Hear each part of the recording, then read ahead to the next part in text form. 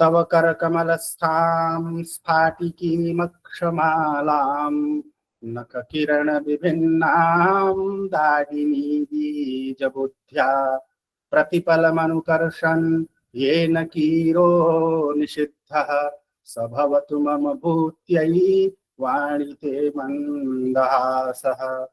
वंशी विभूषितकरान्नवनीरदाभात् पीताम्बरादरुणबिम्बफलाधरोष्ठात् पूर्णेन्दुसुन्दरमुखादरविन्दनेत्रात् कृष्णात् परं किमपि तत्त्वमहं न जाने। श्री शंकर शिक्षायतन वैदिक शोध संस्थान नई दिल्ली द्वारा समायोजित वैदिक विज्ञान विद्युत विषयक 7 दिवसीय राष्ट्रीय कार्यशाला के चतुर्थ दिवस में आप सभी विद्वज्जनों का मैं हार्दिक स्वागत एवं अभिनंदन करता हूं।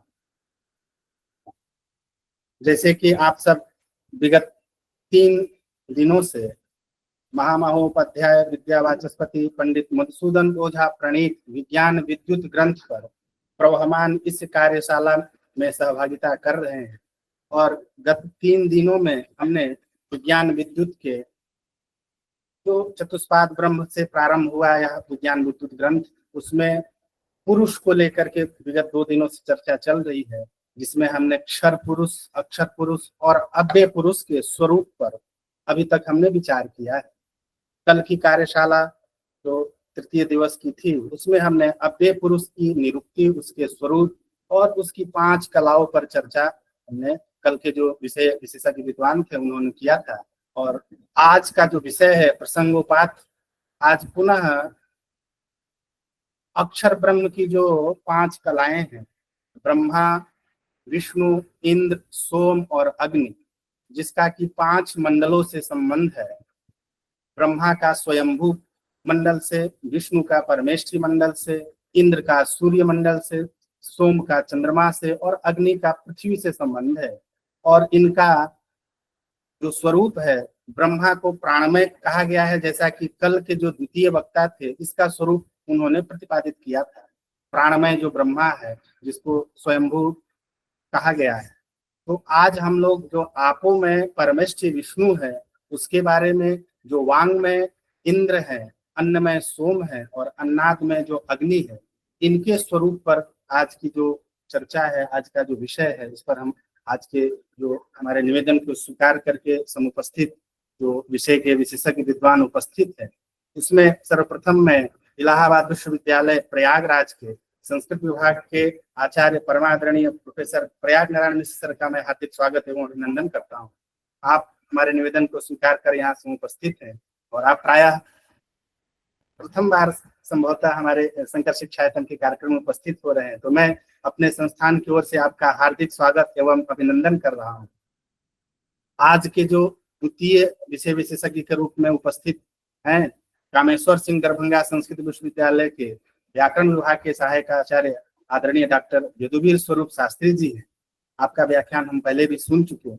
तो आज आप लोगों के मुख से आज का जो विषय है उसका हम लोग अध्ययन करेंगे। और आज के इस कार्यक्रम की अध्यक्षता आदरणीय गुरुवर प्रोफेसर संतोष कुमार शुक्ल सर कर रहे हैं, तो मैं आपका भी हार्दिक स्वागत एवं अभिनंदन करता हूं।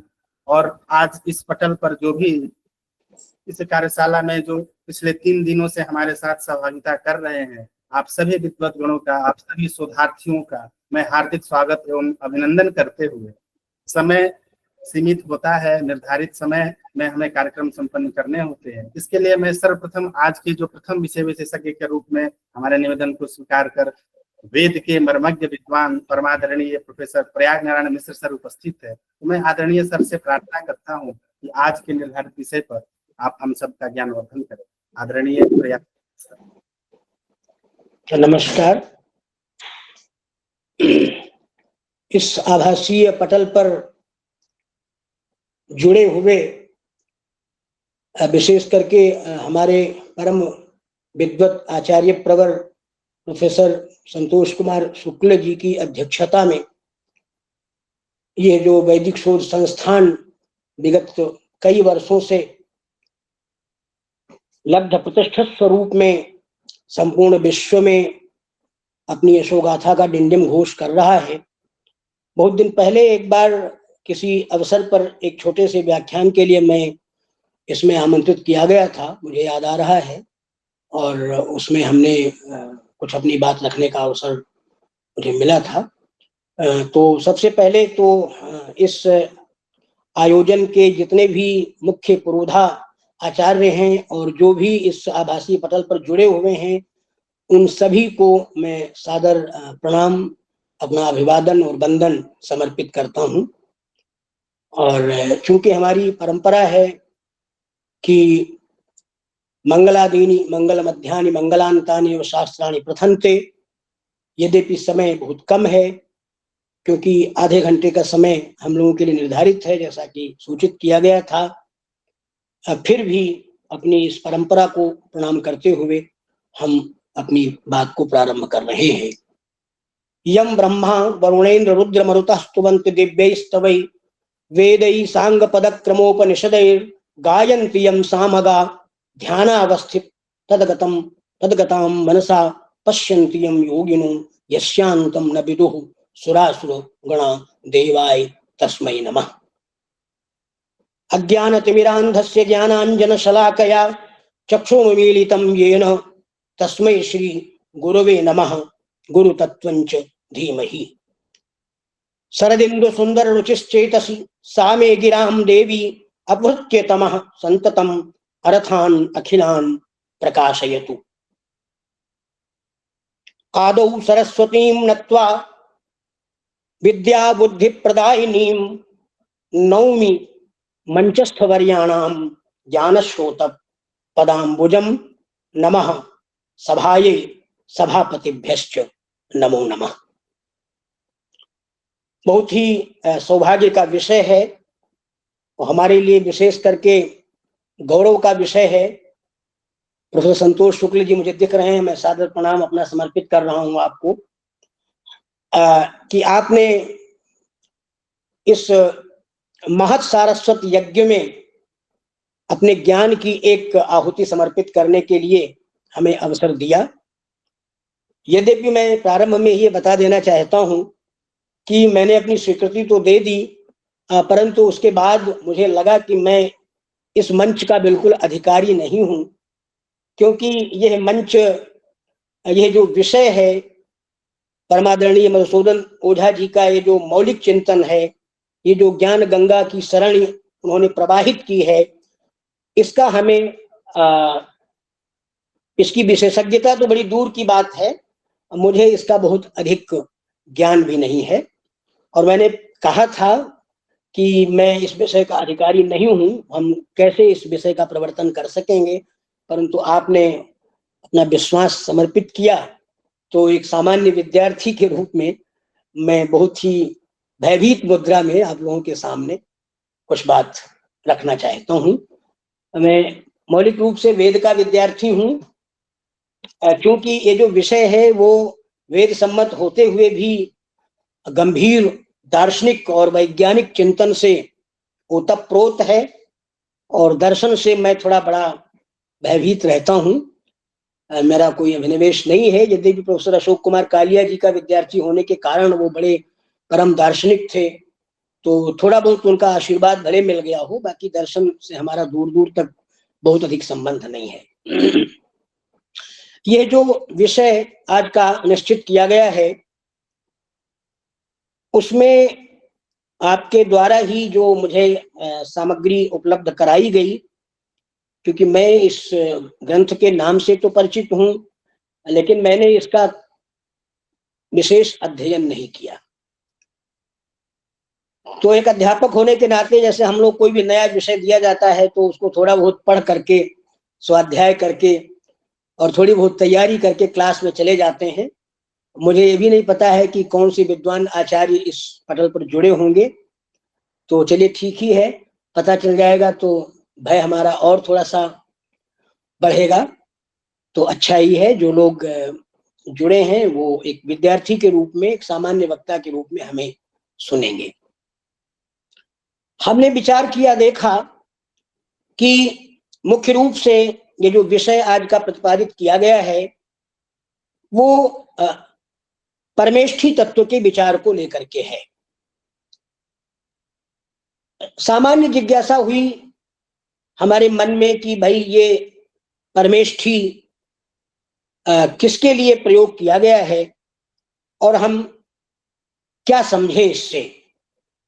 तो हमें दिखा कि अमरकोश कहता है कि परमनि परमे व्योमनि चिदाकाशे ब्रह्मणि सत्यलोके वा तिष्ठति इत्यादि रूप में।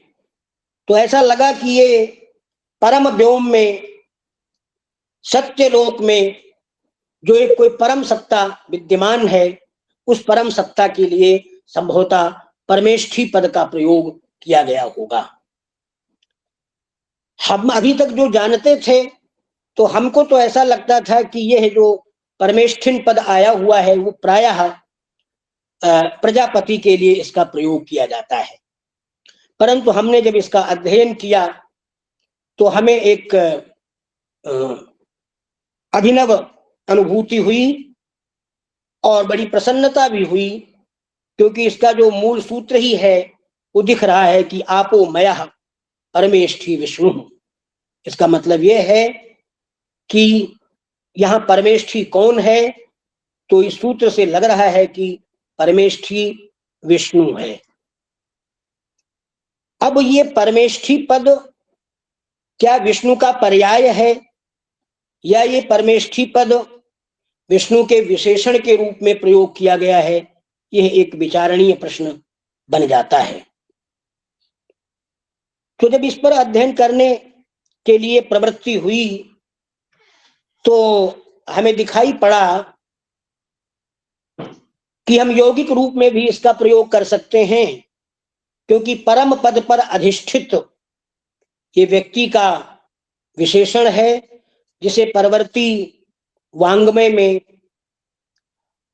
ब्रह्मा के रूप में या प्रजापति के रूप में इसको स्वीकार किया गया है। कुछ उदाहरण भी मिलते हैं और वहां पर मिलता है आपो वै प्रजापति ही परमेष्ठी ता ही परमे स्थाने तिष्ठन्ति। तो परमे स्थाने तिष्ठन्ति इस दृष्टि से ये लगता है कि जो भी कोई परम पद है, परम स्थान है, उसमें विराजमान रहने वाला वो जो परम तत्व है, वो जो ब्रह्म तत्व है, वो यहाँ पर विष्णु है। एक स्थल पर हमें विष्णु के पर्याय के रूप में भी परमेष्ठी पद की प्राप्ति हो जाती है। वहां पर कहते हैं कि ऋतु सुदर्शन कालः परमेष्ठी परिग्रह इत्यादि रूप में ये विष्णु का वाचक प्रतीत होता है। प्रजापति के रूप में हमने जब इसका अध्ययन किया तो हमें लगा कि ये निश्चित रूप से सृष्टि प्रकरण की कोई बात कर रहा है, और ऐसा लगता है कि परमादरणीय मधुसूदन ओझा जी का जो एक अंभवाद है या अंभोवाद है, तो जहां पर वो जल को मुख्य सृष्टि का कारण मानते हुए अपने मंतव्य को प्रस्तुत कर रहे हैं, तो उस आधार पर भी उसके पर्याप्त वैदिक संदर्भ और वैदिक उदाहरण हमको प्राप्त होते हैं। क्योंकि अगर हम परवर्ती ग्रंथों का भी अध्ययन करते हैं तो वहां पर एक अंश मिलता है जो वेद के उपबृंहण के रूप में है। मनमंतराण्य संख्यानि सर्गः संहार एव च क्रीडन्नेवेतत् कुरुते परमेष्ठी पुनः पुनः।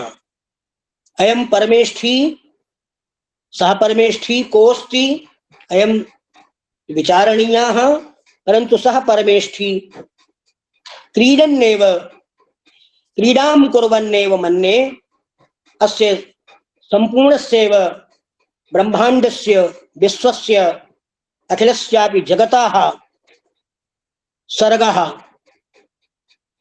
प्रलयश्च करोति। तो ऐसी स्थिति में अब यहां पर जब आया कि ये आपोमयः परमेष्ठी विष्णु हूं, तो ये आपोमयः जो पद है वो और भी विचारणीय हो गया। ये आपोमयः क्या है? तो आपोमयः क्या है, इस पर विचार करने के लिए जब हम लोग तत्पर होते हैं तो हमको लग रहा है कि इसका जो मूल है वो किसी न किसी रूप में हमारे ऋग्वेद में जो वैदिक सृष्टि प्रक्रिया से संबंधित, चाहे वो नासदीय सूक्त हो, चाहे वो हिरण्यगर्भ सूक्त हो, ये जो सूक्त मिलते हैं, और वहां पर जब वो कहता है कि हिरण्यगर्भाः संवर्तताग्रे भूतस्य जातः पतिरेकयासीत् सा गाधार पृथ्वीं द्यामुते माम कस्मै देवाय हविषा विधेम इत्यादि रूप में, तो हिरण्यगर्भ जब उत्पन्न हुआ तो उसके पहले भी यहाँ जल ही जल था। तो इसका मतलब है कि संपूर्ण सृष्टि का जो मूल है, जो आदि कारण है, वो किसी न किसी रूप में जल को स्वीकार किया जा सकता है। अब इस संदर्भ में यहाँ पर जब मैं देखता हूं, मुझे जो पत्र मिला था उसमें प्रतिपद पाठ की व्यवस्था लिखी हुई थी, परंतु प्रतिपद पाठ आधे घंटे में संभव नहीं है, ऐसा मुझे लगता है। जो ब्रोशर मिला उसमें परमेष्ठी तत्व विचारः लिखा हुआ है, तो मध्यम मार्ग का प्रयोग करते हुए मैं अपनी वाणी को प्रवर्तित कर रहा हूँ। ये लिख रहे हैं कि एकस्मिन्नीश्वर शरीरे नाना ब्रह्माणस तत्र तत्रोपतिष्ठन्ते एकैकं च तम तम ब्रह्माणं विष्णु प्रभृतयोः अक्षराः क्रमेण अवलंबन्ते। ये विष्णु प्रभृतयोः अक्षराः क्रमेण अवलंबन्ते, इस पद को देख करके लगता है, जैसा कि अभी बात हो चुकी है, कि पूर्व में उसके जो स्वरूप है क्षर, अक्षर और अव्यक्त के रूप में उनकी चर्चा हो चुकी है। उसमें यदि अक्षर क्या है हम देखना चाहें, तो क्योंकि हम जानते हैं कि पुरुषः त्रिविधाः क्षराः अक्षराः अव्ययश्च, उसमें अक्षरः कः स हि सर्वेषां विकाराणां जनकः, स हि सर्वेषां विकाराणां जनको निमित्त कारणम्, स हि कार्ये समन्वितोपि अविकुर्माणस्तिष्ठति।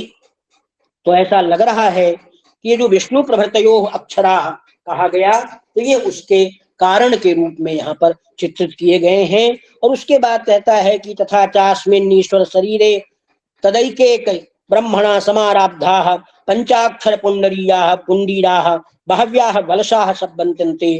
तो ये जो पंचाक्षर पुंडीरक बहुत सारी जो शाखाएं उससे उत्पन्न होती हैं, उसमें तत्र यस्याम बलशायां ममैषा पृथ्वी संप्रथते तादृक् शाखा प्रवर्तकम ब्रह्मांडमेव इह अधिकृत्य सर्वम उत्तरतो निरूपयिष्यामः।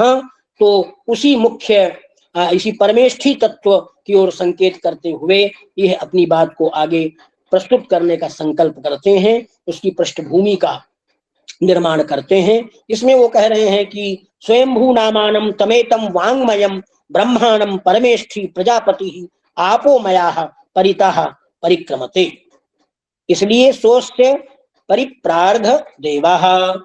अब आगे जो बात आगे बढ़ती है वो उसका मूल क्या है, उसका आधार क्या है। तो उस स्थिति में प्रश्न आता है कि वेद सत्य है, और सत्य क्या है? नियंताम तंत्र अंतरयामी सत्यम सूत्रात्मा सत्यम इतीदम त्रिसत्यम। तो ये तीन प्रकार के सत्यों का जो उद्धरण है वो यहाँ पर प्रस्तुत किया जाता है। और उसके बाद में शतपथ ब्राह्मण का एक अंश देते हुए कि शतधा वै ब्रह्मणो द्वारा अग्नि वायु आपश्चंद्रमा विद्युत आदित्या सोमवेदाः इति भेदाः इति इस मान्यता से इन्होंने जो वैदिक वांग्मय है उसमें अग्नि, वायु, आपः, चंद्रमा, विद्युत, आदित्य इत्यादि को ही किसी न किसी रूप में, इसके विविध स्वरूपों में, जैसा कि अभी चर्चा हुई है कि ये जो अक्षर के 5 विवर्त बताए गए हैं, जिनमें जो ब्रह्म है वो वेदमय है, जो यज्ञ है यज्ञ में विष्णु है, प्रजा में इंद्र है, लोक में अग्नि है और धर्म में सोम है। उसी में जब हम प्राणमय स्वरूप की बात करते हैं तो स्वयंभू ब्रह्मा की बात आती है, आपोमय तत्व की बात करते हैं तो परमेष्ठी विष्णु की बात आती है। और यहाँ पर हमें उसी आपोमय तत्व की बात करनी है। हम अगर वैदिक वांग्मय को देखते हैं तो वैदिक वांग्मय हमारा ये कहता है, वेद हमारा कहता है कि यज्ञो भुवनस्य विश्वस्य नाभि, कि यज्ञ जो है वो संपूर्ण विश्व की नाभि है, केंद्र है, मूल है। और यही कारण है कि यज्ञो वै श्रेष्ठतमम कर्म इत्यादि के रूप में जो वैदिक परंपरा है वो यज्ञ को श्रेष्ठतम कर्म मानती है। अब प्रश्न ये उठता है कि यज्ञ को श्रेष्ठतम कर्म मानती है, क्या उसमें कोई विष्णु की भूमिका है? तो हमने जो विचार किया, हमको ऐसा लगा कि जब हम ब्राह्मण ग्रंथों को पढ़ते हैं तो वहां पर आता है कि अग्निर्वै देवानाम अवमाह विष्णु परमाह, अग्नि देवताओं में प्रथम है और विष्णु देवताओं में परम है। और इस प्रथम और परम के बीच में ही संपूर्ण जो क्रियाकलाप है, जो यज्ञीय सोपान है, जो इष्टियां हैं, वो संपन्न की जाती हैं। यही कारण है कि आजकल भी कोई भी हमारा जो लौकिक कर्मकांड भी है, उसकी जो संपूर्ति है, उसका जो समर्पण है, वो विष्णवे अर्पणम करके हम लोग करने की परंपरा देखते हैं।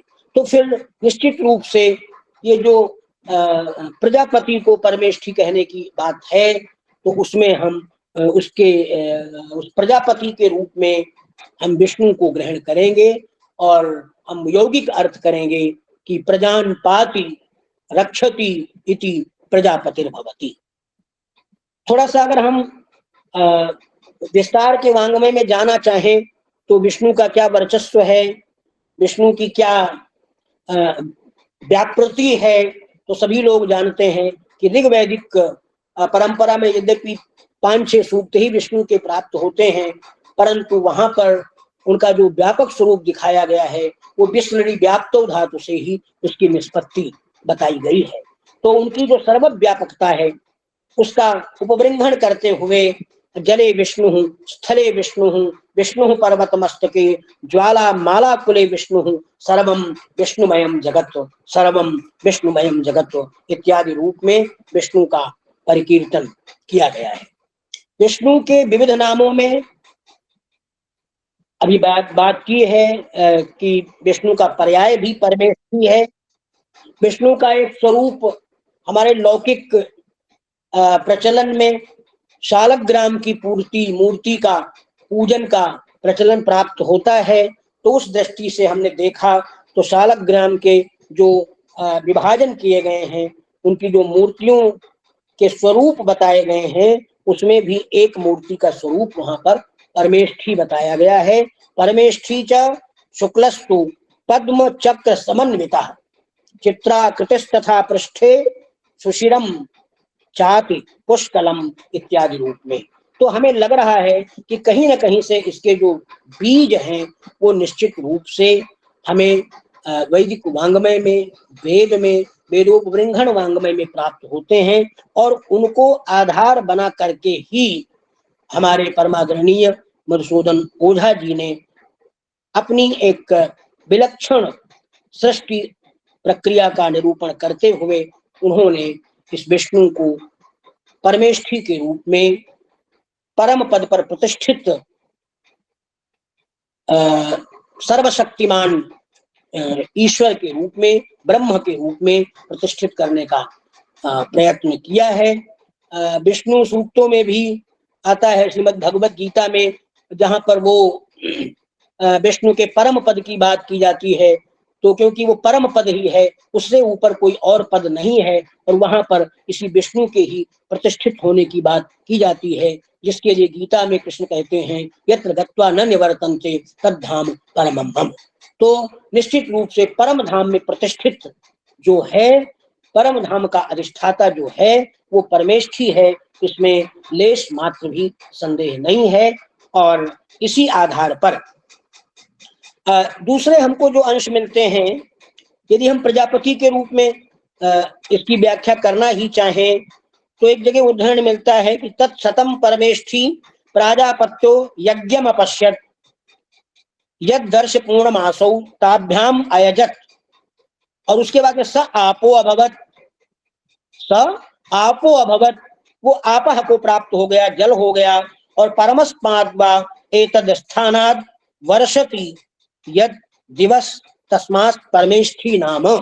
तो फिर हम जानते हैं कि ये जो वर्षा ऋतु का प्रकरण है, यज्ञात भवति पर्जन्यः इत्यादि का जो प्रकरण आता है, तो उस वृष्टि का जो प्रकरण आता है, जल जहां से संचरित होता है वहीं पर पहले वो एकत्रित होता है, और इसीलिए हमारे यहाँ अंतरिक्ष में समुद्र की बात की जाती है। तो निश्चित रूप से किसी न किसी रूप में, हम किसी भी रूप में चाहें तो प्रत्येक रूप से ये जो आपो मयः परमेष्ठी विष्णु का प्रवचन किया गया है, का उदाहरण प्रस्तुत किया गया है, वो बहुत ही प्रासंगिक है, बहुत ही वैज्ञानिक है, इसमें लेश मात्र भी संदेह नहीं है। यही कारण है कि हमने इनका माननीय मधुसूदन ओझा जी का एक ग्रंथ देखा, जिसमें अम्भोबाद उनका ग्रंथ ही है, तो वहां पर भी वो शतपथ ब्राह्मण का एक मंत्र उद्धृत किया हुआ मिला मुझे। कहते आपो ही सत्यम तत् एव भिन्नम, आपो ही सत्यम तत एव भिन्नम निम्नम यान्त्याप एता हि सत्य धर्मात् अग्निग्रहे स्वात्मनि सत्य सामनो गाने तथोवाच ही याज्ञवल्काः। कहते जब यह यज्ञ में अग्नि चयन का प्रसंग आता है, तो उस अग्नि चयन के प्रसंग में सत्य सामगान का उद्धरण करके वो जो सत्य स्वरूप है वहां पर आपह का ही निर्वचन किया जाता है।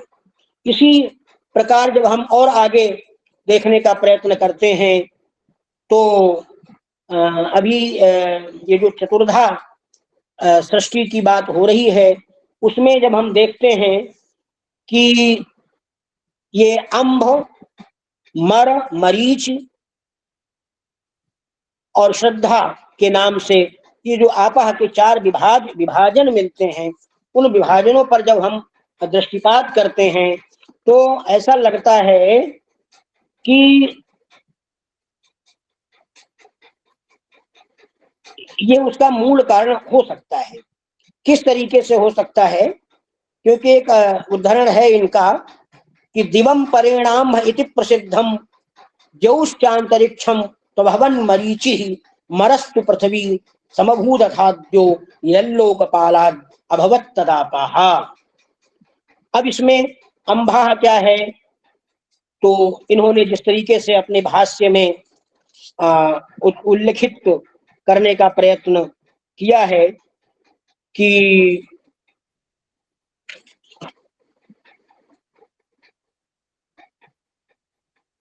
तत्र अग्नि वायुरादित्य इत्यंगिरसाः वायुः आपाः चंद्रमाः इति भृगवः भृग्वंगिरो अत्रिमयश्चायमथर्ववेदो भवति ऋत सत्यसंगक सत्यसंगिक मौलिक तत्व विज्ञानम वेदाः तत्र नाभिरहितो निरायतनो अयम अशरीरो अर्थः ऋतम नाभि पृथिव्यां कृतसंस्थम सायतनोरथाः सत्यम तयोश्चेह यावत् भृगवाः प्रक्रमन्ते तदरितं यावता स्वंगिरस्वत सत्यम ऋतम सत्ये धायि सत्यम ऋते धायि। ये सत्य और ऋत के रूप में बहुत सारा उल्लेख हमको वैदिक वांग्मय में प्राप्त होता है, और वहां पर इनको अन्योन्याश्रित बताया गया है।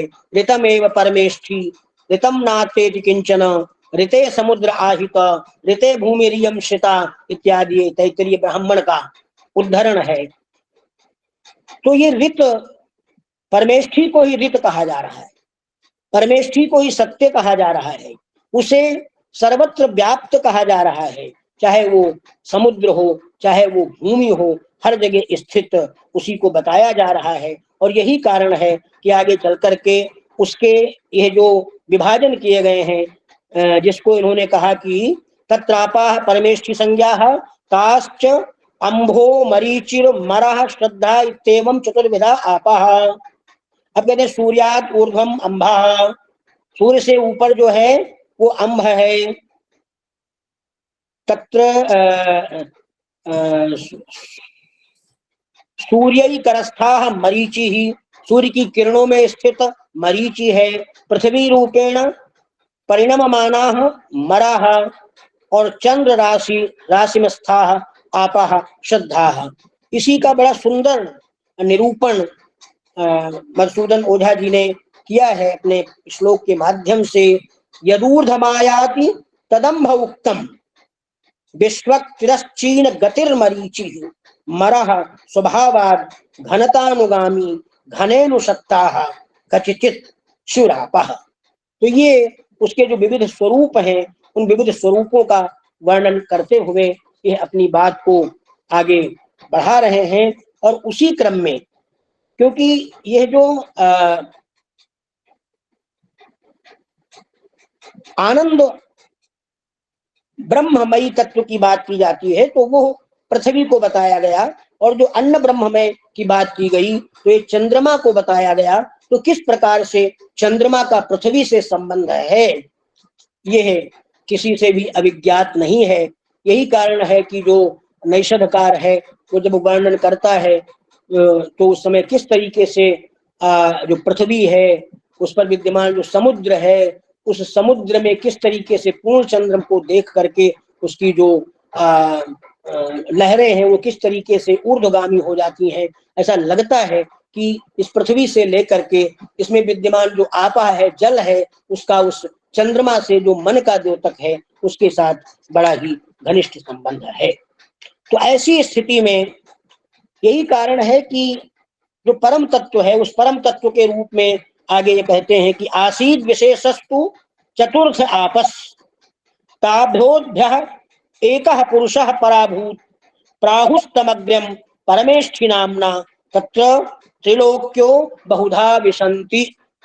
तो हमें लग रहा है कि यह जो हिरण्यगर्भः संवर्तताग्रे भूतस्य जातः पतिरेक आसीत् सादाधार पृथ्वीं द्यामुते माम कस्मै देवाय हविषा विधेम की बात करता है, या एकः सद्विप्रा बहुधा वदन्ति इत्यादि की जो बात हमारा वैदिक ऋषि करता है, उसी का प्रत्याख्यान करते हुए, उसका उपबृंहण करते हुए इन्होंने अपनी एक अभिनव शैली का प्रयोग करके, अपनी विशिष्ट शैली का प्रयोग करके उन्होंने इन विशिष्ट तथ्यों के निरूपण का बड़ा ही सफल प्रयत्न किया है।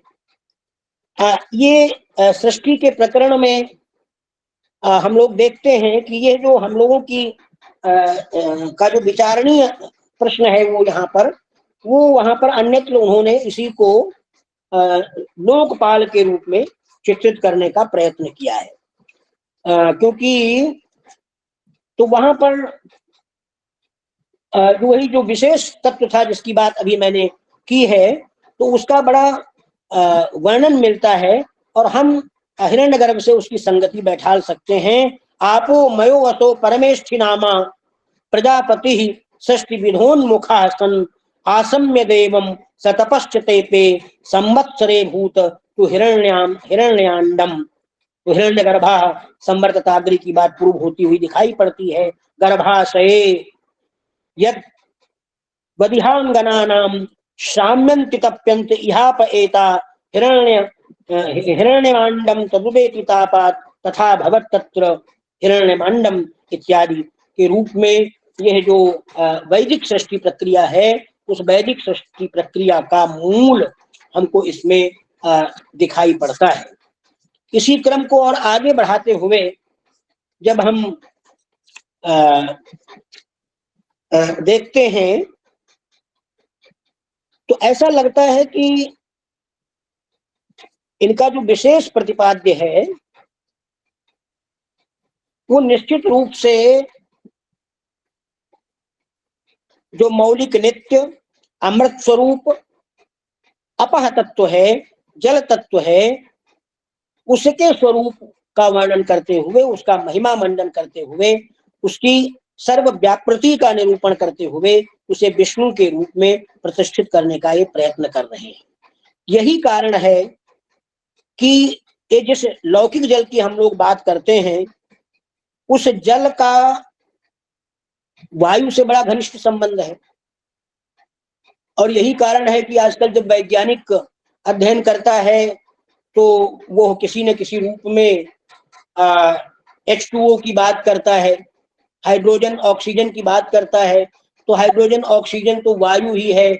और यही कारण है कि इन्होंने जो जल के विविध रूपों का वर्णन किया है, तो उन रूपों का वर्णन करते हुए यह बताते हैं, जैसे कि कबीरदास ने कहा कि भाई पानी ते ही हिम भया, और हिम हो गया बिलाय।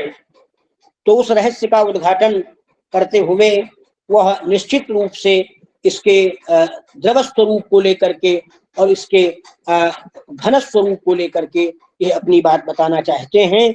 और एक जगह पर इन्होंने लिखा है कि दोला गति स्यात् द्विविधा निसर्गजा निमित्तजा तत्र निसर्गतो गतौ मनः क्रमात् स्यात् पृथिव्यपि क्रमान्न श्यान्न विहंति कोपि चेताः इत्यादि के रूप में ये उसका उद्धरण करते हैं। बहुत सारे उद्धरण को देते हुए, क्योंकि पूरा इनका अंभोवाद ही है, इन्होंने प्रतिष्ठित किया है, ग्रंथ ही लिख डाला है पूरा, और उसी का किसी न किसी रूप में उसी तत्व की प्रतिष्ठा करने का प्रयत्न इनके द्वारा यहाँ पर किया गया है। तो आगे चल करके कहते हैं कि भाई ये है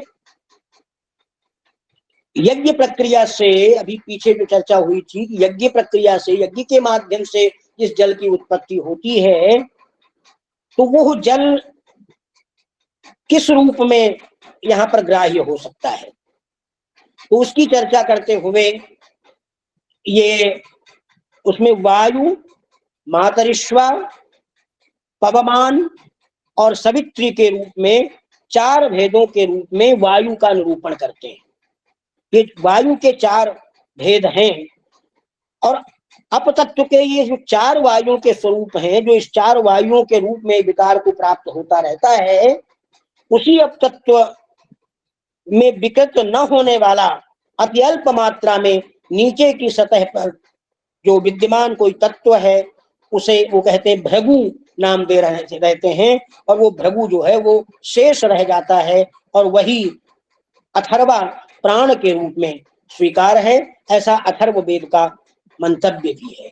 तो कहने का मतलब है कि ये जो प्राण तत्व है, वो प्राण तत्व भी वायु तत्व है, ऑक्सीजन के रूप में ग्राह्य है, तो किसी न किसी रूप में वही जो ऑक्सीजन के रूप में ग्राह्य, वो जो वायु का परम स्वरूप है। इसीलिए हमारे यहाँ प्राणोपासना की बात की जाती है। जो प्राणोपासना की बात की जाती है, जो प्राणायाम किया जाता है, इसमें कुंभक, रेचक इत्यादि का प्रकरण आता है, तो वह भी निश्चित रूप से किसी न किसी रूप में इसी परम तत्व का निरूपण करना चाहता है। यही कारण है कि यह आगे चल करके कहते हैं अथ अग्निर यम आदित्य इति एते त्रिविधाः अंगिरसाः प्राणास तेजांसी। अंगिरस प्राण जो हैं वो तेजस स्वरूप हैं, जो अग्नि है, यम है तथा आदित्य है। तेजस्त्वहम स्नेह प्रतिबंधी धर्म। तेज जो है वो प्रतिबंधी धर्म वाला है। तेज प्राणाः घनानाम अवयव संयोग विच्छेदादि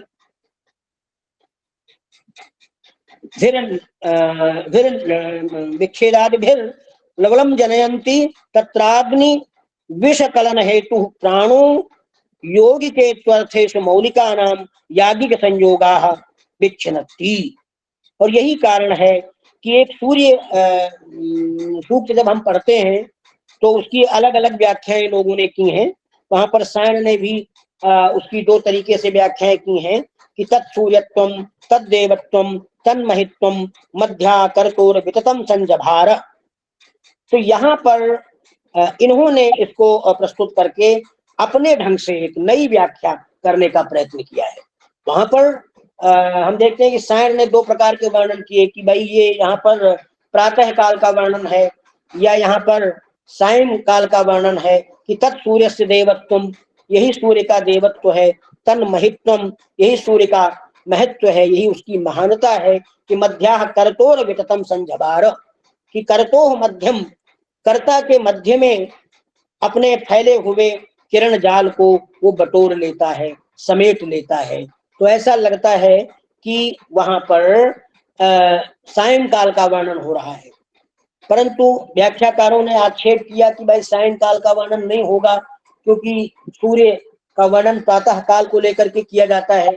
यद्यपि इसमें कोई आक्षेप करने योग्य विषय नहीं है, क्योंकि हमारे यहाँ प्रातः संध्या का भी प्रकरण है और सायं संध्या का भी प्रकरण है, तो दोनों ही समय सूर्य की उपासना का प्रकरण उपलब्ध होता है और इसीलिए उसका वर्णन वहां पर ये जो मध्याकर्तोर विततम संघभार इत्यादि है, तो उसमें रात्रि का उपमान प्रस्तुत करके कि जिस समय रात्रि अपने किरण जाल को, अपने अंधकार के जाल को फैला ही रही थी, उसी समय सूर्य आता है और आकर के वो उस फैले हुए अंधकार के वस्तुओं को समेट लेता है। तो दोनों तरीकों से वहां पर उन्होंने वर्णन करने का प्रयत्न किया, परंतु उसका निरूपण इन्होंने किस रूप में किया?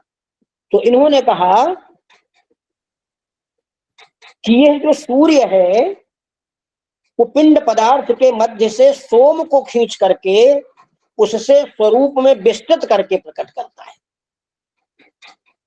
क्योंकि अग्नि और सोम, सृष्टि में अग्नि और सोम दो महत्वपूर्ण तत्वों की बात की जाती है और ये मिलता भी है कि अग्नि सोमात्मकम जगत, कि जगत जो है वो अग्नि और सोमात्मक है। वहां पर रूपक के माध्यम से स्त्री और पुरुष का रूपक प्रस्तुत करके बहुत से विचारकों ने बहुत से उपनिषद ग्रंथों में इस प्रकार के निरूपण करने के प्रसंग प्रस्तुत किए गए हैं। तो उसी को आधार बना करके इन्होंने ये जो अग्नि सोमात्मक जगत है, ये अग्नि और सोम के संसर्ग से जो सृष्टि का प्रकरण है, उसको प्रस्तुत करने का उपक्रम इन्होंने प्रस्तुत किया है। तो इस प्रकार से हमें ऐसा लगता है कि चूंकि छांदोग्य उपनिषद कहता है कि अन्नमयम ही सौम्य मनः,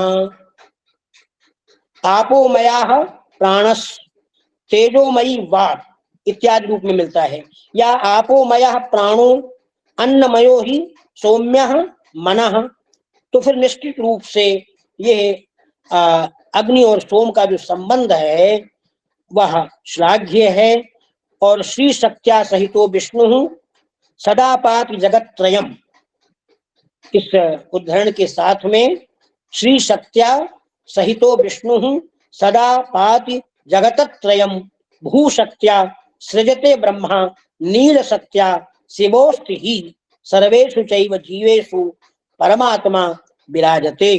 इस रूप में हम समझ सकते हैं, जैसा कि आधुनिक कवियों ने रजोजुषे जन्मनि सत्ववृत्तये स्थितौ प्रजानां प्रलये तमः प्रसे अजाय सर्वे स्थित नाश हेतवे त्रयीमयाय त्रिगुणात्मने नमः इत्यादि के रूप में उन्होंने एक ही परम तत्व का निरूपण करने का प्रयत्न किया है।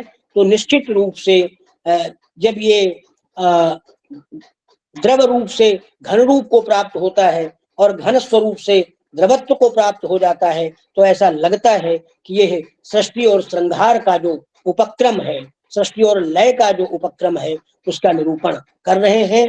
और उसका जो स्वरूप दिखाई पड़ता है वो निश्चित रूप से हमें लगता है कि वो, अगर हम दो स्थितियां मानेंगे, क्योंकि ये कहीं कहीं तीन स्थितियां मानी गई हैं, कहीं कहीं दो ही मानी गई हैं। वैदिक निरुक्तकार तो षड भाव विकारों की बात करता है, तो यदि हम दो मानते हैं तो उसमें चाहे वो आदि है चाहे वो अंत है, उन सभी का जो परम निधान है, जो परम आस्पद है, जो परम श्रेय है, जो परम अधिष्ठान है, वो निश्चित रूप से वो विष्णु है। और वो जो विष्णु है वो वही परमेष्ठी है, वही परम पद में विराजमान है।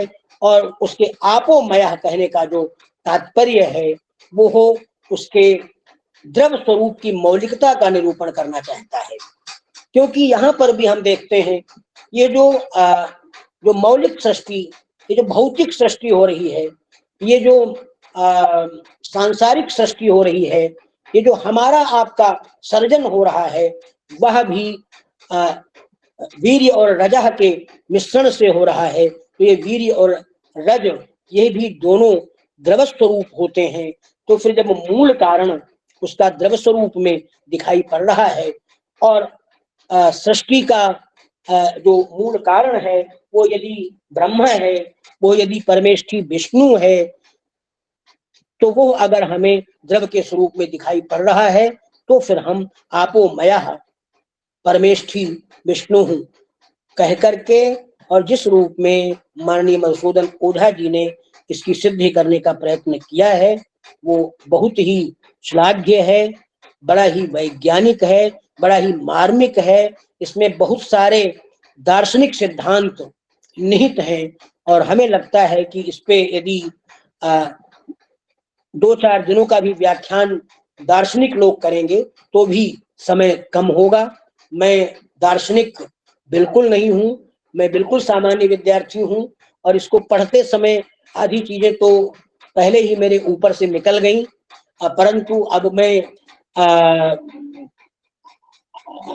लोग भी था आप लोगों के बीच में आने का और वादा भी किया था, तो अलग नहीं हो सकता था, इसलिए बहुत ही निकृष्ट कोटि के वक्ता के रूप में अपने वक्तव्य को प्रस्तुत करके और जो भी स्खलन हो, त्रुटियां हो या विषयांतर हो गया हो, उसके लिए क्षमा याचना करते हुए पौनः पुण्येन इसके आयोजकों को धन्यवाद दे करके उनके पाद पंक्तिरूहों में प्रणति तति को समर्पित करके मैं अपनी वाणी को विराम दे रहा हूँ, क्योंकि समय बहुत हो गया है। बहुत बहुत धन्यवाद। नमस्तनंताय सहस्रमूर्तये सहस्रपादाक्ष शिरोरुबाहवे सहस्रनाम्ने पुरुषाय शाश्वते सहस्रकोटि युगधारिणे नमः। नमो ब्रह्मण्य देवाय गो ब्राह्मण हिताय च जगद हिताय कृष्णाय गोविंदाय नमो नमः। बहुत बहुत आभार सर, आपने आज के इस परमेष्ठी तत्व पर इतना सूक्ष्म जो विचार प्रस्तुत किया। चूंकि आप इस विषय के मर्मज्ञ विद्वान हैं, तो आपसे अच्छा आप इस विषय पर विवेचन और नहीं कर सकता था। आज हम सब बहुत लाभान्वित हुए।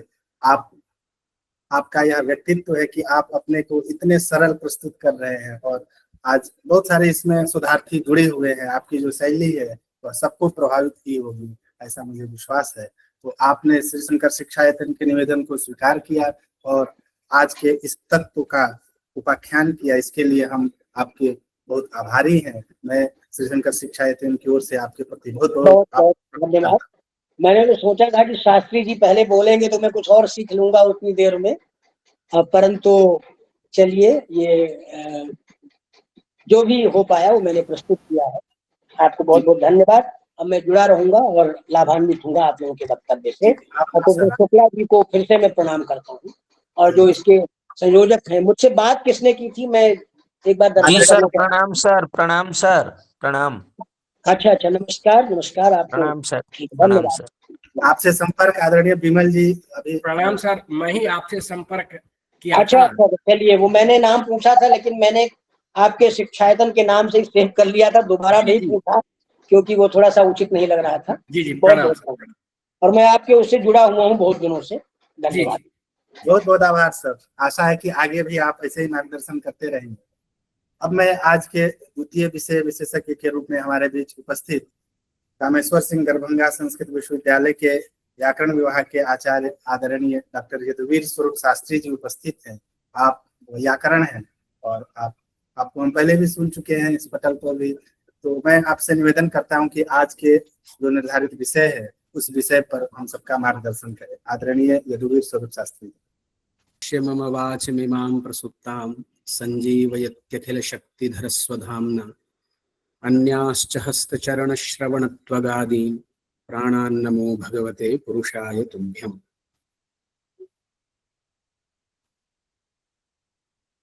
इस आभासीय पटल में उपस्थित इस कार्यक्रम की अध्यक्षता कर रहे आदरणीय प्रोफेसर संतोष कुमार शुक्ल जी, अभी अभी जिनको हमने सुना आदरणीय प्रोफेसर प्रयाग नारायण मिश्र जी को प्रणाम करते हुए और इसके जो आयोजक मंडल है उनके प्रति भी अभिवादन करते हुए मैं इस श्री शंकर शिक्षायतन वैदिक शोध संस्थान के द्वारा आयोजित 7 दिवसीय राष्ट्रीय वैदिक विज्ञान विद्युत कार्यशाला में प्रदत्त विषय पर अपना मत यथामति प्रस्तुत करना चाहूंगा। इसके पहले भी इस संस्था में मेरे व्याख्यान हुए हैं और मुझे स्मरण है कि विज्ञान विद्युत ग्रंथ पर ही व्याख्यान इसके पहले किया था। आरंभ में जो आरंभ पुष्पिका आचार्य चरणे ही उपस्थापिता, उन्होंने आरंभ में जो अपनी पुष्पिका कही थी कि मैं तत्र भवद्भिः मधुसूदन ओझावर्यैः प्रणीते ग्रंथे मम अधिकारः नास्ति, सा सर्वापि भूमिका मय्यपि निक्षिप्ता भवति। जैसा उन्होंने कहा था वो मेरे ऊपर भी है, फिर भी यथामति मैंने जो विषय दिया गया था उसके ऊपर बोलने का साहस मात्र करूंगा। और इस पटल में बहुत ही परिचित लोग, विद्वान लोग जुड़े हुए हैं। वो इस विषय पर अपने मत जरूर रखेंगे कि इसका विषय क्या है, अर्थात प्रतिपाद्य जो विषय है उस पे उनकी मति क्या है। क्योंकि आदरणीय मधुसूदन ओझा महाभागे ही जो उनकी शिव स्वरूप त्रिनेत्र है उसका प्रयोग करते हुए उन्होंने समस्त वैदिक वांग्मय का आलोड़न करने के उपरांत विज्ञान विद्युत नामक जो ग्रंथ लिखा, उस ग्रंथ में आचार्य ही यद्यपि प्रतिपादितम, उसके विषय में हमारी बुद्धि कहाँ तक जा सकती है, हम क्या समझ सकते हैं, उसे हम क्रमशः जो ग्रंथ में प्रदान किया गया है उसे हम पंक्तिशः पढ़ने का कष्ट करेंगे। आदरणीय प्रयाग नारायण मिश्र जी का हमने व्याख्यान सुन लिया है, हमारे लिए वो पाथेय होगा और महाजनो ये न गतः सपंथा मान करके हम आगे चलते हैं। विज्ञान विद्युत ग्रंथ में वाग ब्रह्ममयः सूर्यः इंद्रो अक्षरः, ये सबसे पहले इसकी जो आरंभिका है उस आरंभिका में यह वाक्य उन्होंने लिखा है, वाग ब्रह्ममयः सूर्यः इंद्रो अक्षरः, ये लिखा है। अब यहाँ पर सभी प्रथमांत पद हैं, वाग ब्रह्ममयः ये भी प्रथमांत है, सूर्यः ये भी प्रथमांत है और इंद्रः ये भी प्रथमांत है, अक्षरः ये भी प्रथमांत है। तो व्याकरण शास्त्र की दृष्टि से यदि विचार करें तो उपस्थित प्रथमांत पदों में अभेदान्वय होता है। जैसा कि व्युत्पत्ति बात अगर पढ़ने वाले विद्वान यहाँ बहुत सारे बैठे होंगे, अभेदश्च प्रातिपदिकार्थे स्वसमान विभक्ति के न स्वाव्यवहित पूर्ववर्तिना इत्यादिकम तत्रोक्तम अस्ति। तो जहां पर समान विभक्तियां दिखाई देती है वहां पर अभेदान्वय हुआ करता है। इसका मतलब ये हुआ कि यहाँ पर वाग ब्रह्ममय अभिन्न सूर्य अभिन्न इंद्र अभिन्न अक्षरम, ऐसा इसका बोध होना चाहिए। माने जो वाग ब्रह्ममय है वही सूर्य है, जो वाग ब्रह्ममय सूर्य है वही इंद्र है, और जो वाग्मय ब्रह्ममय सूर्य इंद्र अस्ति सएव अक्षरः। इस प्रकार इस पंक्ति का अभिप्राय हमें लगाना चाहिए, क्योंकि प्रथमांत पद उपात्त है और इसके अतिरिक्त अर्थ करना यहाँ पर समुचित प्रतीति नहीं हो रहा है। वाग ब्रह्ममय, अब यहाँ पे वाग ब्रह्म सूर्य इंद्र अक्षर ऐसा भी कर सकते थे, लेकिन ग्रंथकार ने लिखा वाग ब्रह्ममय। तो व्याकरण शास्त्र में या मयठ प्रत्यय का प्रयोग प्राचुर्य अर्थ में होता है सामान्यतः, तत्प्रकृत वचने मयठ ऐसा प्रयोग होता है, लेकिन कहीं कहीं पर तादरूप्य में भी मयठ देखा जाता है। जैसे चिन्मयम, चिन्मयम में टीकाकारों ने तादरूप्य मयठ किया है। तो तादरूप्य में मयठ कैसे कर सकते हैं, तो कहते हैं नित्यम वृद्ध सरादिभ्या सूत्र का योग विभाग करके और वहां पर चिन्ह एव मात्रम चिन्मयम इस प्रकार की वहां पर व्याख्या की गई है। लेकिन चित शब्द का यदि ज्ञान हम अर्थ करें तो ज्ञानस्य आधिक्यम ज्ञानस्य अल्पत्वम भवितुमर्हति, अतः ज्ञानस्य आधिक्ये प्राचुर्ये अपि मयट भवितुमर्हति। तथा फिर भी टीकाकारों ने वहां पर चिन्मयम, जब हम सिद्धांत कौमुदी पढ़ते हैं तो वहां पर चिन्मयम की व्युत्पत्ति चिन्ह एवं मात्रम चिन्मयम ऐसी व्युत्पत्ति की गई है और मयट तादरूप्य अर्थ में किया गया है। तो यहाँ पर भी हम तादरूप्य अर्थ में ही मयट करेंगे, क्योंकि वाग ब्रह्मण आधिक्यम इत्यादि वक्तुम तावत उचितम न प्रतिभाति, ऐसा उचित प्रतीत नहीं हो रहा है। इसलिए वाग ब्रह्ममयः में तादरूप्ये वाग ब्रह्म एव इत्यर्थे वाग ब्रह्म मात्रम एव वाग ब्रह्ममयः, जैसे चिन्ह मात्रम में मयट है उसी प्रकार से तादरूप्य में मयट करेंगे। इसलिए वाग ब्रह्ममय तदभिन्नः सूर्यः तदभिन्नः इंद्रः तदभिन्नः अक्षरः अक्षरम वा इति इस ग्रंथ का अभिप्राय हमें समझ में आ रहा है, जो इस प्रकार से हमने उपस्थापित किया है। आगे चलते हैं। ग्रंथकार लिखते हैं, अथ अन्ये पुनरन्यथा पश्यन्ति। पूर्व में कुछ प्रसंग आया है, उस प्रसंग के उपरांत अन्य केचित् विद्वांसाः अन्यथा पश्यन्ति इत्युक्ते प्रतिपादयन्ति, अन्यथा अन्य रूप से ही प्रतिपादन करते हैं। क्या प्रतिपादन करते हैं? अस्य वरुणस्य अंगरसेभ्यः अंगरसी, माने वरुणः कहाँ अस्ति? कह रहे हैं वरुणस्य अंगरसेभ्यः अंगिरसः अंगिरसः अमी आदित्य यमा अग्नयः प्रादुर्भूताः इति। ग्रंथकार कहते हैं कि वरुण के अंग के रसों से, वरुण का जो अंग रस है उस अंग रस से अंगिरस माने ऋषि, कश्चिद ऋषि, उसकी उत्पत्ति हुई अंगिरस की। अंगिरसः ही आदित्य यम और अग्नि नाम से जाने गए, क्योंकि आगे वो अंगिरस ऋषि को कहेंगे इसी ग्रंथ में आगे। इदानीम अथ अन्ये पुनरन्यथा पश्यन्ति, पुनः अन्यथा केचित् पश्यन्ति। किं पश्यन्ति? अस्य वरुणस्य, वरुणः तावत् कश्यपात् अदिति नाम्न्यां पत्न्यां जातः एव वरुणः अस्ति इति तत्र बहुत्र उल्लेखः लभ्यते। कश्यपस्य पुत्रः भवति अयं वरुणः। वरुणः, वरुणस्य एव पुत्रः वाल्मीकिः भवति। इदानीं लोके चर्चा प्रचलन्ति विद्यते, वाल्मीकि कः, कस्य पुत्रः। तर्हि अस्मिन् प्रसंगे अस्माभिः वक्तुं शक्यते। इस प्रसंग में हम कह सकते हैं कि वरुण, जो वाल्मीकि हैं वो वरुण के पुत्र थे, क्योंकि कहीं मैं पढ़ रहा था वहां पर वरुणस्य द्वौ पुत्रौ भृगुः वाल्मीकि इति लिखितमस्ति, भवन्तः अपि कोशादिषु द्रष्टुं शक्नुवन्ति। तर्हि उस वरुण के, जो वरुण जलाधिपति, वरुणस्य अंगरसेभ्यः अंगिरसः अमी आदित्य यम अग्नयः प्रादुर्भूताः। आदित्य पदेन अत्र किं ग्राह्यम्? आदित्य तो देवताओं का भी नाम है, अमरकोश में देवताओं के नामों में आदित्य आया है, तो देव का नाम भी हो सकता है। और आदित्य गण भी है 12, और आदित्य सूर्य भी है। प्रकृत प्रसंग में आदित्य पदेन सूर्यः ग्राह्यः। एवं च आदित्य यम अग्नयः प्रादुर्भूताः। कुतः प्रादुर्भूताः?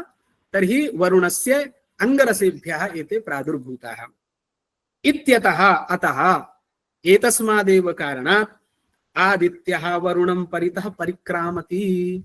इसीलिए वरुण के चारों तरफ आदित्यः सूर्यः सर्वदा भ्रमति इति वदति। कुतः, किमर्थं भवति भ्रमति? ततः एव निर्गतः, अतः तम एव परितः परिक्रामति इत्यर्थः। किं प्रमाणं तत्र परिक्रामति इति चेत् तत्र किं प्रमाणं, किमर्थम् एवम् उच्यते? तर्हि भगवते श्रुतिः तत्र प्रमाणम् अस्ति। क्या, किसने कहा? तो कहते हैं भगवान देवरातः वैश्वामित्रः, विश्वामित्रस्य अपत्यम वैश्वामित्रः इति। विश्वामित्र के अपत्य का नाम क्या है? देवरातः। भगवान देवरातः विश्वामित्रः वैश्वामित्रः किं कथयति? उरुम हि राजा वरुणश्चकार सूर्याय पंथा मन्वेतवा उ अपदे पादा प्रतिघातवे कुरुता अपवक्ता हृदया विधिश्चित। ऋग्वेदस्य अयं मंत्रः अस्ति। तर्हि अत्र अस्मिन् मंत्रे प्रथम जो इसका पूर्वार्ध अंश है उसमें कहते हैं, इसका अन्वय इस प्रकार कर सकते हैं कि राजा वरुणः उरुम, उरु शब्दस्य अर्थः विशालः इत्यर्थः। तर्हि एतस्य उरुपदस्य अन्वयस्तु अन्वय जो है वो पंथ में करना है, विशाल मार्ग। तो वरुणः, राजा वरुणः सूर्याय उरुम पंथाः चकार, ऐसा इस भगवती श्रुति का अर्थ कर सकते हैं। इसे निष्कर्ष यही निकला कि वरुण से प्रादुर्भूत हुआ इंद्र उन्हीं के चारों तरफ घूमता है। क्यों घूमता है? क्योंकि यह उनके लिए, माने आदित्य के लिए वरुण ने ही मार्ग बनाया है, इसलिए उसी मार्ग में वो भ्रमण करते हैं, परिक्रमा करते हैं। इति एतस्य ग्रंथस्य अभिप्रायं वयम् अवगच्छामः। स यथा अयं प्राणमयः स्वयंभू ब्रह्म आपोमया परमेष्ठिः, अत्र आपोमयः इत्यादिषु स्थलेषु प्राचुर्ये मयट् कर्तुं शक्यते। प्राणमयः, प्राणानां बाहुल्यम् इति वक्तुं न शक्यते तावत्, यतोहि प्राणस्तु एक एव इति। यदि अनन्ताः प्राणः तर्हि तत्रापि बाहुल्येन प्राचुर्ये मयट् वक्तुं शक्यते, वहां पर भी प्राचुर्य में कह सकते हैं। प्राणमयः स्वयंभू ब्रह्म, प्राणमयः कहा अस्ति? स्वयंभू ब्रह्म। पुनः आपोमयः परमेष्ठी विष्णु, अभी तक परमेष्ठी विष्णु की चर्चा की गई है, तो यहाँ पर भी परमेष्ठी पदेन विष्णु एव। लेकिन आचार्य जी ने इसके पहले कहा था कि परमेष्ठी शब्द ब्रह्मा के लिए भी विश्वसृग भ्राता परमेष्ठी पितामह, वो अमरकोश में ऐसा वर्णन किया गया है कि परमेष्ठी पितामह ब्रह्मा के लिए प्रयोग है। लेकिन जो आचार्य जी ने एक व्युत्पत्ति ये भी बतलाई कि परमे व्योमनि चिदाकाशे तिष्ठति इत्यर्थे परमेष्ठी भवति, तो वो किसी का भी विशेषण इस प्रकार से हो सकता है। प्रकृत प्रसंग में परमेष्ठी विष्णु, तदवद एव अयम, तदवद एव अयम नाम उसी प्रकार से परमेष्ठी की तरह और ब्रह्मा की तरह, जो प्राणमय ब्रह्म है उसकी तरह, और आपोमय परमेष्ठी जो विष्णु है उसकी तरह, वाङ्मयः सूर्यः इंद्रः प्रतिपत्तव्यः इति। देखिए हेडिंग में उन्होंने लिखा था ना सूर्यः इंद्रः, तो पहले जब हम लोग सुनते हैं तो सूर्य भिन्ना इंद्रः कथम भवितुमर्हति, सूर्य भिन्न है, इंद्र भिन्न है, ऐसा हमारा पूर्व का ज्ञान था।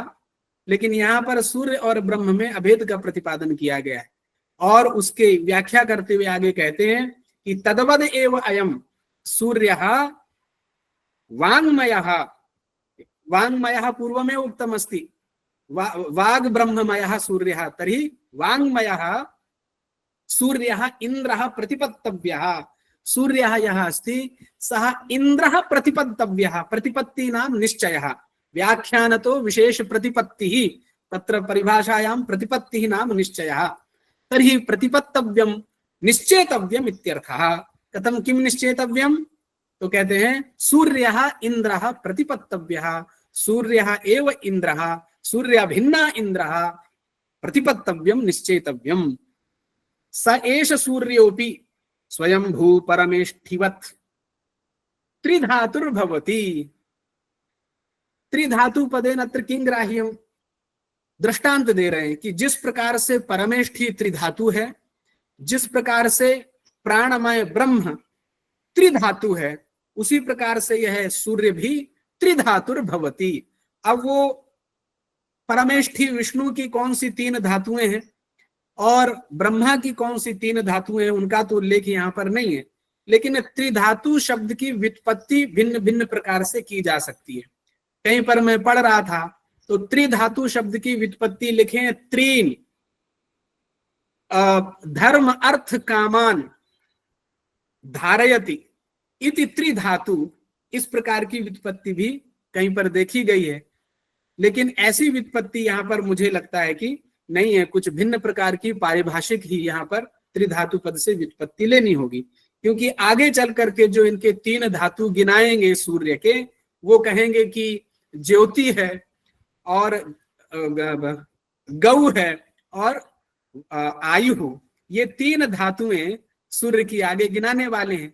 तो इस प्रकार से जो अभी त्रिधातु की हमने व्युत्पत्ति की, उस व्युत्पत्ति से विरोध यहाँ पर परिलक्षित होता है, इसलिए उनकी त्रिधातुएं भिन्न होंगी और इनकी त्रिधातुएं भिन्न। बस सादृश्य इतने ही अर्थ में है कि जिस प्रकार से स्वयंभू परमेष्ठिनः धातुत्रयं भवति तद्वद एव उसी प्रकार से इस सूर्य की भी त्रिधातु होती है। कौन कौन सी? तो कहते हैं ज्योति, गौ, आयु इत्येते त्रयः सूर्यस्य धातवः। अत्र सूर्य की ये तीन धातुएं हैं, इससे अभिप्राय क्या निकालें? धातुपदेन शक्तिरिति वक्तव्यम वा। यदि धातुपदेन यहाँ पर शक्ति कहेंगे तो कहीं तक इसकी संगति बिठा सकते हैं, क्योंकि सूर्य ज्योति, सूर्यात निर्गताः जो किरण विशेषाः, तो गौ पद से हम यहाँ पर पृथ्वी को ले, है ना, क्योंकि पृथ्वी को भी गौ कहते हैं, इंद्रिय को भी गौ कहते हैं और गौ को भी गौ कहते हैं। तो प्रकृति स्थल में यदि हम गौ पद से पृथ्वी को लें तो सूर्यात निर्गतानि किरणानि यदा भूमौ पतन्ति तदानीमेव अस्माकं जीवनं चलति। माने सर्वाण्यपि अन्नानि तदा एव उत्पन्नानि भवन्ति यदा सूर्यरश्मयः पतन्ति। यावत् पर्यन्तं न पत्स्यन्ति तावत् पर्यन्तम् अन्नोत्पत्तिर्भवितुं नार्हति। एवं रूपेण मया अत्र विचार्यते, अन्यापि अत्र दूसरी भी यहाँ पर व्याख्या हो सकती है।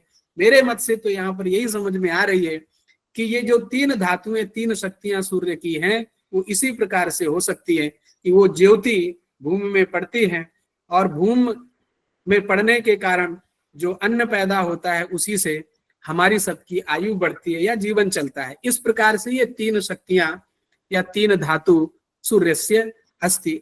और भी व्याख्या कुछ होगी तो वो भी श्रोतव्य और मंतव्य होगी, क्योंकि मुंडे मुंडे मतिर भिन्ना भिन्ना अपि व्याख्या अत्र भवितुम् अर्हति। मम मति यत्र गच्छति तद्रीत्यात्र विचारितमस्ति।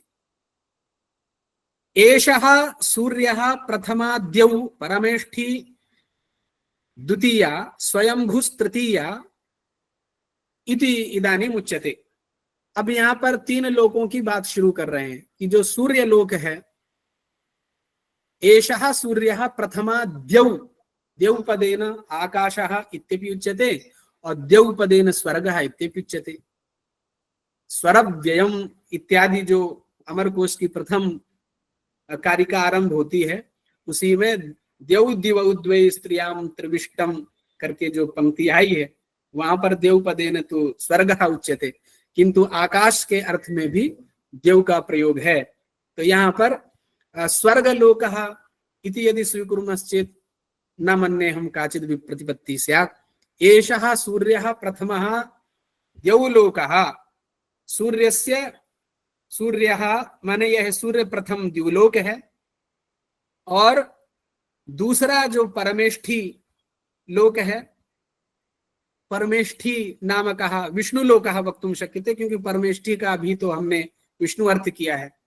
तो सूर्यलोकः प्रथमः, परमेष्ठी द्वितीयः, परमेष्ठी लोकः विष्णुलोकः इति द्वितीयः, स्वयंभुस्तृतीया, स्वयंभू से हमने ब्रह्म लिया है तो ब्रह्मलोकः तृतीयः। एवं रीत्या इस प्रकार से यहाँ पर स्वर्गलोकः, विष्णुलोकः, ब्रह्मलोकः इति व्याख्यानम् अवगच्छामः। इति एतावत् यहाँ तक ग्रंथकार ने अपना मत बताया। अब यत्तु पद से किसी का मत रख रहे हैं। शास्त्रों की यह शैली होती है कि यत्तु पद से किसी दूसरे का मत रखते हैं। बहुत जगह जो शास्त्र पढ़ते हैं, यत्तु तेन उक्तम तन्ना, ऐसी करके ग्रंथों में पंक्तियां मिलती हैं। यत्तु तृतीयस्य अमितः दिवि सोमः आसीद इति परमेष्ठिनः एव तृतीयत्वम् आचक्षते तत् पृथ्वी सूर्ययोः अंतरालम अंतरिक्षम अपेक्षया इति संतोष्टव्यम। किसी के मत का उद्धरण करते हुए लिख रहे हैं, पहला तो उन्होंने बता दिया कि सूर्य लोकः, परमेष्ठी लोकः और ब्रह्मलोकः। ये तीसरा जो ब्रह्मलोक है उसके विषय में कहते हैं कि तृतीयस्य अमितः, अमितः इत्युक्ते अपरिच्छिन्नः, यस्य मापनं कर्तुं न शक्यते, वही है अमित। लोक में अमित नाम रखते हैं, परिच्छिन्न, यस्य परिमाणं कर्तुं न शक्यते वही अमित है। तो अमितः कहा अस्ति? सोमः, सोम का विशेषण है। तृतीयस्य अमितः दिवि, सोमः द्विपदेन अत्र आकाशः इत्यपि वक्तुं शक्यते अथवा स्वर्गे इत्यपि वक्तुं शक्यते, स्वर्गे अथवा आकाशे वा, तत्र भेदः मन्तव्यः। यत्तु तृतीयस्य अमितः सोमः आसीत्, तृतीयस्य तु स्वयंभू इत्युक्तम् अस्ति, किन्तु किसी का मत है कि तृतीयस्य अपरिच्छिन्न सोमः आसीत् इति परिमेष्ठिनः एव तृतीयत्वम् आचक्षते। तो जो परमेष्ठी द्वितीय कहा गया था वो तृतीय बन गया इस व्याख्या से। परमेष्ठिना एव तृतीयत्वम् आचक्षते, आचक्षते इत्युक्ते कथयन्ति। तत्तु पृथ्वी सूर्ययोः अंतरालम, पृथ्वी और सूर्य के अंतराल माने मध्य में, मध्य अंतरिक्षम अपेक्ष इति संतोष्टव्यम, अंतरिक्ष की अपेक्षा करके ही संतोष करना चाहिए, अन्यथा नहीं। ऐसा मानेंगे तभी ये तृतीय मत मान सकते हैं, अन्यथा हम नहीं मान पाएंगे, ऐसा ग्रंथकार कह रहे हैं। अंतरिक्षस्यापि द्विपदेन विवक्षितत्वात्, और अंतरिक्ष भी द्विपद से व्यवहृत है, वो तो कोश में ही कहा गया है कि अंतरिक्षम भंतारम इत्यादि, अंतरिक्षम अंतरिक्षस्यापि द्विपदेन विवक्षितत्वात्, द्विपद से अंतरिक्ष का भी, अंतरिक्ष की भी विवक्षा की जाती है। सूर्यस्य रश्मिमंडलम प्रथमम विश्वरूपम, सूर्यस्य रश्मिमंडलम प्रथमम यदस्ति तद विश्वरूपम अस्ति। परमेष्ठिनः परमेष्ठिमंडलम यदस्ति तद द्वितीयम अस्ति, तदेव सूर्यस्य एव अन्वयः करणीयः। सूर्यस्य रश्मिमंडलम प्रथमम विश्वरूपम, परमेष्ठिमंडलम द्वितीयम, अत्रापि सूर्यस्य इति अन्वयः करणीयः। सूर्यस्य रश्मिमंडलम प्रथमम विश्वरूपम, सूर्यस्य परमेष्ठिमंडलम द्वितीयम, स्वयंभूमंडलम तृतीयम इत्येव एतत् तृतीयम अथर्वणे श्रूयते। अथर्ववेद में ये तीन विश्व रूप दिखाई देते हैं, अर्थात स्वयंभू मंडल तीसरा ये भी विश्व रूप है, और परमेष्ठी मंडल दूसरा ये भी विश्व रूप है, और सूर्य की जो रश्मि मंडल है वो प्रथम विश्व रूप है। तो विश्व रूप से अभिप्राय यहाँ पर विश्वस्वरूपम विश्वरूपम, विश्व एव रूपम विश्वरूपम, सर्वस्मिन् रूपम विश्वरूपम इति त्रिधा व्युत्पत्ति अत्र वक्तुं शक्यते। और विष्णु, भगवान विष्णु का भी पर्याय पद है। आगे हम देखते हैं कि विश्व रूप से क्या कह रहे हैं। विश्व रूप प्रजापति कुछ ऐसे आने वाला है। तरी कह रहे हैं कि सूर्य से रश्मि मंडलम प्रथमम विश्व रूपम। अब इस विश्व रूप के बारे में जो उन्होंने तीन विश्व रूप कहे उसका प्रमाण श्रुति से दे रहे हैं। यत् परमम अवमम दश्च मध्यम प्रजापति सस्त्रजे विश्व रूपम कियता स्कंभा प्रविवेश तत्र यन्न प्राविशत कियत्तद् बभूव। यत् परमम अवमम, परमम माने उत्तमम। अत्र तीन विश्व रूप कहे हैं, उन तीनों विश्व रूपों में इस श्रुति से किसी को उत्तम, किसी को मध्यम, किसी को अधम ये कहना चाह रहे हैं। तो परमम नाम उत्तमम, अवमम नाम अधमम, और मध्यमम नाम सामान्यम मध्यमम। तरी परमम अवमम मध्यमम इति त्रिधा अत्र ये विश्वरूप के तीन कोटियां हो गई। जो विश्वरूप अभी हमने जाना, सूर्य के रश्मि मंडल का एक विश्वरूप, परमेष्ठी मंडल का एक विश्वरूप, तो वो जो विश्वरूप तीन हैं वो तीनों विश्वरूपों में एक परमम है, एक अवमम है और एक मध्यमम है। ये तो ये किसने बनाया? प्रजापति सस्रजे विश्वरूपम। तो प्रजापति ने इस विश्व रूप को बनाया है। प्रजापति माना ब्रह्मा एवं प्रजापति सस्रजे, लिट का प्रयोग है, सस्रजे विश्वरूपम। कथम भूतम विश्वरूपम सस्रजे, यह विश्व रूप कैसा है? तो मध्यमम परमम अवमम। अब कौन परम है कौन मध्यम है उसको क्रम से हमको लगता है कहना चाहिए। जैसे पूर्व में सूर्य वाला जो पहले गिनाया है तो उसमें हमें परमम का अन्वय करना होगा, और परमेष्ठी मंडल जो है द्वितीयम, उसमें अवमम का अन्वय करेंगे और मध्यमम का अन्वय करेंगे, क्योंकि अन्वय प्रकार तो प्रतीत नहीं हो रहा है कि कैसे किसमें अन्वय करें, कौन मध्यम है, या हो सकता है आगे ग्रंथकार कहें। तर्हि इस मंत्र का यत् परमम अवमम दश्च मध्यमम प्रजापति सस्त्रजे विश्वरूपम कियता स्कंभा, स्कंभ शब्द का अर्थ है अंश, कियता अंशः प्रविवेश तत्र, उनमें कितना अंश प्रविष्ट हुआ, जो ये 3 विश्व रूप बताए। यन्न प्राविशत कियत्तद बभूव, और उसमें जो अंश नहीं प्रविष्ट हुआ वो कितना है। इस प्रकार का कह करके ग्रंथकार आगे बढ़ते हैं। इतना इस ग्रंथ का सार क्या आया, माने सूर्यस्य अत्र स्वरूपम प्रतिपादितम अस्ति, सूर्य के ही महनीयता का प्रतिपादन यहाँ पर किया गया है, इस ग्रंथ से ये प्रतीत हो रहा है। आगे अन्नाद ब्रह्ममयी पृथ्वी अग्निरक्षरः, अन्वय पूर्वक ही करना है। अन्नाद, अन्नाद शब्द का अर्थ क्या करेंगे, अन्नम अत्ति इति अन्नादः, ऐसा हम अर्थ कर सकते हैं। माने अन्न को खाने वाला या खिलाने वाला, दोनों प्रकार की व्युत्पत्ति करेंगे तो अन्नादः माने अन्नम अत्ति इति अन्नादः, अथवा आदयति इति अन्नादः। तो पृथ्वी कैसी है, वो अन्नाद ही है, इसलिए उसका विशेषण ऐसा बनाया गया है। अन्नाद ब्रह्ममयी पृथ्वी अग्निरक्षरः, यहाँ पर भी अभेद ही है। अब ऐसा अभेद क्यों करते हैं, क्योंकि देवताओं में अभेद ही है, नाम उनके अलग अलग हैं, ऐसा मुझे समझ में आ रहा है। और लोक में तो सब भेद प्रतीत होता है, लेकिन यहाँ इस ग्रंथ में जब हम पढ़ रहे हैं तो प्रथम बार जब पढ़ते हैं तो क्यों ऐसा लिखा है, तो वो आचार्याणाम तावत् बुद्धि तथा विलक्षणा अस्ति तई सर्वत्र ऐक्यम प्रतिपादितम अस्ति। अन्नाद ब्रह्ममयी पृथ्वी अग्निरक्षरः अथे एतम सूर्यम इंद्रम परितो अयम अग्नि परिक्रामति। इसके पहले सूर्य और इंद्र एक ही कह दिया गया है ना, सूर्य अभिन्न इंद्र है, इसलिए दोनों प्रवेश कर दी। एतम सूर्यम भी कह सकते हैं अथवा एतम इंद्रम भी कह सकते हैं, इसलिए एतम सूर्यम इंद्रम परिता अयम अग्नि परिक्रामति, उस सूर्य के चारों तरफ यह अग्नि परिक्रमा लगाती है। सो अंगिरा रूपः, इसके पहले भी कहा था वरुणस्य अंगरसेभ्या अंगिरसा अमी आदित्य यमा अग्नया प्रादुर्भूता, वहां पे अंगिरसा आए थे।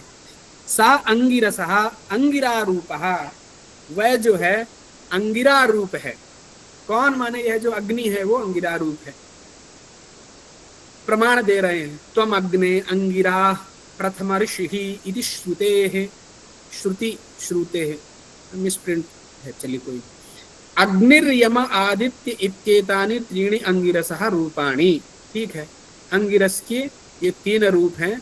कौन कौन, जो पहले ही आ चुका है इसके पहले कि वरुण अंगरसेभ्यः आदित्य यम अग्नयः प्रादुर्भूताः, तो अग्निर यम आदित्य इत्येतानि त्रीणि अंगिरसः रूपाणि, ठीक है।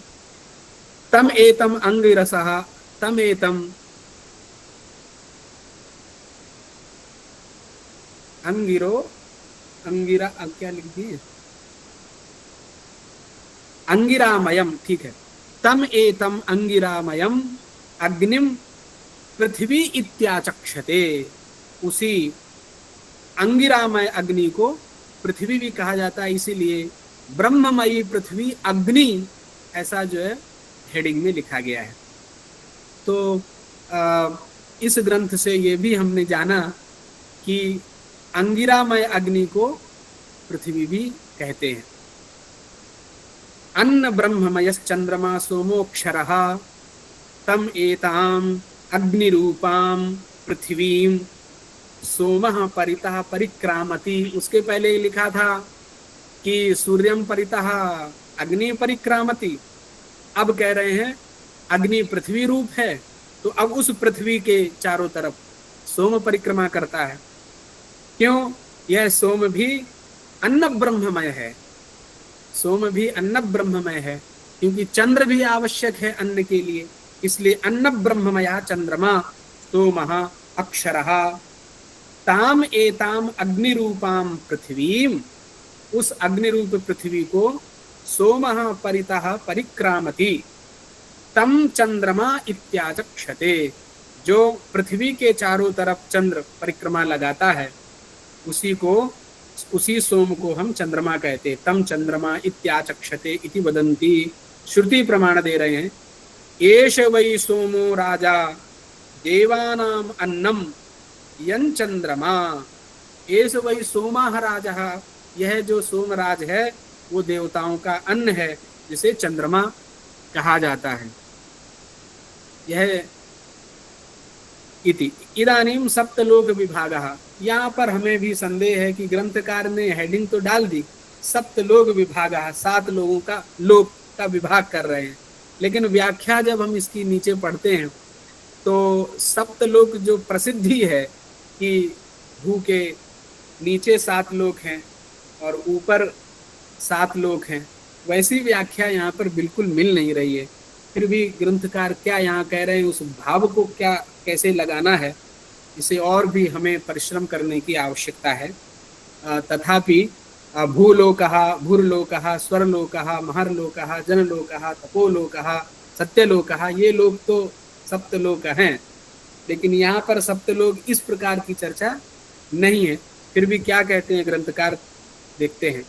सप्तलोक विभागा तदित्थम, अब कह रहे हैं कि वह जो सप्तलोक है वो उसका विभाग कैसे है, तो तदित्थम एतेन प्रकारेण परो रजसम अव्ययम आश्रित्य, परोरज रूप अव्यय, अव्यय माने जिसका नाश ना हो, ऐसा परोरज जिसका कभी नाश ना हो, तादृशम परोरजम अव्ययम आश्रित्य ब्रह्मा विष्णुः इंद्रः अग्निः सोमः इत्येते पंचाक्षर पुरुषाः, इनको पंचाक्षर पुरुष कह रहे हैं। कौन कौन? ब्रह्मा विष्णु इंद्रः अग्नि सोमः, जिनका अभी तक ये पंचाक्षर पुरुष है। ये अक्षर पुरुष इसके लिए पहले व्याख्या किए होंगे, अक्षर पुरुष के क्रम में ये 5 अक्षर पुरुष आए होंगे। एते पंचाक्षर पुरुषाः किं कुर्वन्ति तर्हि कथयति सर्वं क्षर सृष्टि चक्रम संचालयन्ति, समग्र नश्वर सृष्टि चक्र का ये संचालन करते हैं। सर्वम क्षर सृष्टि चक्रम संचालयन्ति, कथम संचालयन्ति, तो लिखते हैं परिक्रममाणाः, ये जो 5 अक्षर पुरुषा हैं ये परिक्रममाणाः माने परिक्रमा करते हुए, घूमते हुए क्षर सृष्टि चक्रम संचालयन्ति। और क्या करके संचालन करते हैं, तो कहते हैं उत्तरोत्तरम परिक्रामंतम। अब ये जो 5 अक्षर पुरुष हैं, इन 5 अक्षर के उत्तर उत्तर में कोई घूम रहे होंगे। अब कौन घूम रहे होंगे उसके ऊपर विवेचन करने की आवश्यकता है। कह रहे हैं कि ये जो 5 अक्षर पुरुष हैं उत्तरोत्तरम परिक्रामंतम, उनके उत्तर उत्तर में परिक्रमा करने वालों की परिक्रमा करते हुए परिक्रममाणाः सर्वं क्षर सृष्टि चक्रम संचालयन्ति। ठीक है, कोई दिक्कत नहीं इसमें।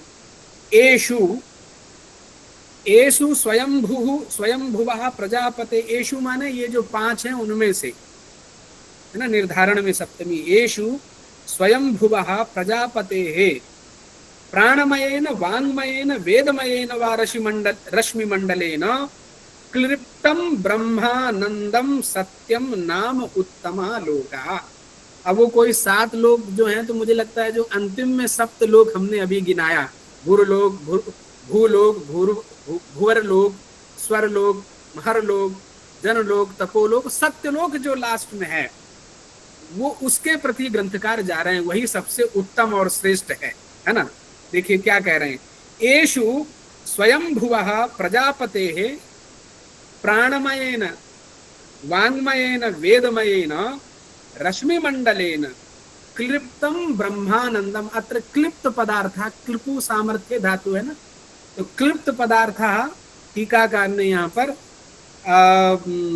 निर्मितम ये अर्थ किया है, कर सकते हैं धातु नाम अनेकार्थत्व। तो स्वयंभू प्रजापति से प्राणमयेन वाङ्मयेन वेदमयेन रश्मिमण्डलेन क्लिप्तम निश्चितम विनिर्मितं वा किम ब्रह्मानंदाख्यम सत्यम नाम उत्तमः लोकः।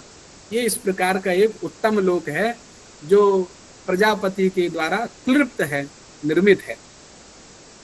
तरी तत्र किम भवति, तस्मिन् सत्य उत्तमे लोके, उस सत्य उत्तम लोक में क्या हो रहा है।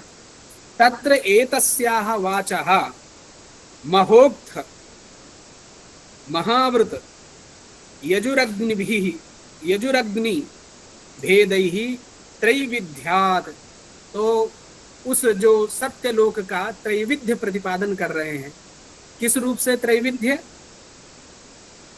तत्र माने उसमें, तत्र पदेन तत्र सर्वनाम्नः इदानीम् एतस्यैव परामर्शः उत्तम लोकस्य, क्योंकि समीपस्थस्यैव सर्वनाम्नः परामर्शः भवति और तत्र से हम किसको लेंगे। तो ब्रह्मानंदम सत्यम नाम उत्तमो लोकः तत्र तस्मिन् उत्तमे लोके एतस्याः वाचः, इस वाणी का महोक्त, तत्र महोक्त शब्दार्थः कः भवितुमर्हति न हम जाने, शब्दकोशः द्रष्टव्यः। महोक्तः महाव्रत यजुः यजुर्वेदः अग्निः भेदैः त्रैविध्यात्, ये तीन प्रकार का है। कौन, वाणी। त्रैविध्यात् प्रधान भूत यजुः। अब इन जो महोक्त महाव्रत यजु अग्नि जो इन्होंने कहा, उनमें से जो यजु अग्नि है वो प्रधान भूत है। प्रधान भूत यजु संबंधेन तदानंदम, तदपदेन ब्रह्म पदार्थः। ये तो इसके पहले ब्रह्मानंद कहा है, तो तदानंदम नाम ब्रह्मानंदम स्थित गतिमत प्राणमयम परमाकाशम उच्यते। इसी को परमाकाश भी कहते हैं। तो ये परमाकाशम, आकाश शब्द तो पुल्लिंग में है आकाशः, लेकिन परमाकाशम उच्यते नपुंसक लिंग प्रयोग कर रहे हैं। तो ऐसा नहीं है, आकाश शब्द नपुंसक लिंग में भी होता है। तर्क संग्रह पढ़ते होंगे तो वहाँ शब्द गुणकम आकाशम ऐसा लिखा रहता है, इसलिए अयम शब्दः नपुंसक लिंगे भी अस्ति, अतः दिक्कत नहीं है। परमाकाशम उच्यते, तो परमाकाश कौन बन गया, तो जो प्रधानभूत यजु के संबंध से तदानंदम स्थित गतिमत प्राणमयम, स्थित सत्ता, गति माने चलायमान, ऐसा जो प्राणमयम है वो परमाकाशम इत्युच्यते। तो अभी हमें वो परमाकाश में ले गए, माने जो उत्तम नाम लोक है वही परम लोक है, वही परमाकाश इति उच्यते।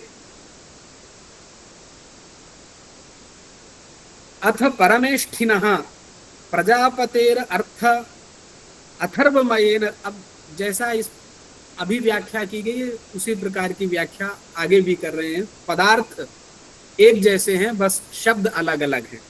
अथ परमेष्ठिनः प्रजापतेः, वहां पर स्वयंभुवः प्रजापते था, यहाँ पर परमेष्ठिनः प्रजापतेः। अथर्वमयेन, वहां पर केवल वेदमयेन कहा था। अथर्वमयेन रश्मिमंडलेन, पहले भी रश्मि मंडल आया, रश्मि मंडलेन क्लिप्तम ब्रह्मानंदम जनम नाम मध्यमो लोकः। अब इस मध्यम लोक की चर्चा कर रहे हैं। उत्तम लोक की चर्चा हो गई, मध्यम लोकः कथम अस्ति। तो इसके पहले भी जो उन्होंने विश्व रूप में अववम परमम मध्यमम कहा था, उसी प्रकार से यहाँ भी व्याख्या कर रहे हैं। अथ परमेष्ठिनः प्रजापतेर अर्थमय अथर्वमयेन रश्मिमंडलेन क्लिप्तम ब्रह्मानंदम, यहाँ पर भी क्लिप्त पदार्थः उत्पन्नम प्रादुर्भूतम। ब्रह्मानंदम जनम, वहां पर ब्रह्मानंद थे केवल, यहाँ पर ब्रह्मानंद का विशेष नाम है जनम, माने जन नामक। जन नामक कोई मध्यम लोक है। ये किसने पैदा किया, तो परमेष्ठिना प्रजापति से ही अथर्वमयेन रश्मिमंडलेन क्लिप्त हुआ है ये। और जो पहले हम लोग पढ़ रहे थे वो प्राणमयेन वांगमयेन रश्मिमंडलेन क्लिप्त था, वो भी ब्रह्मानंद था, लेकिन सत्य नाम का वो उत्तम लोक था, और ये जगन नाम का मध्यम लोक है। तो इसकी उत्पत्ति परमेष्ठिना प्रजापते है और उसकी उत्पत्ति स्वयंभुवः प्रजापते है। तो यहाँ पर परमेष्ठी विशेषण प्रजापति का भी बना दिया है, वहां पर स्वयंभू विशेषण बनाया, लेकिन प्रजापति, स्वयंभू, परमेष्ठी ये सभी एक ही है। तत्र लोकिनः अथर्वणः आपः आपो वायु सोम भेदैस्त्रैविध्यात् प्रधानभूतानाम् अपां संबंधेन तदानंदम समुद्रः इत्युच्यते।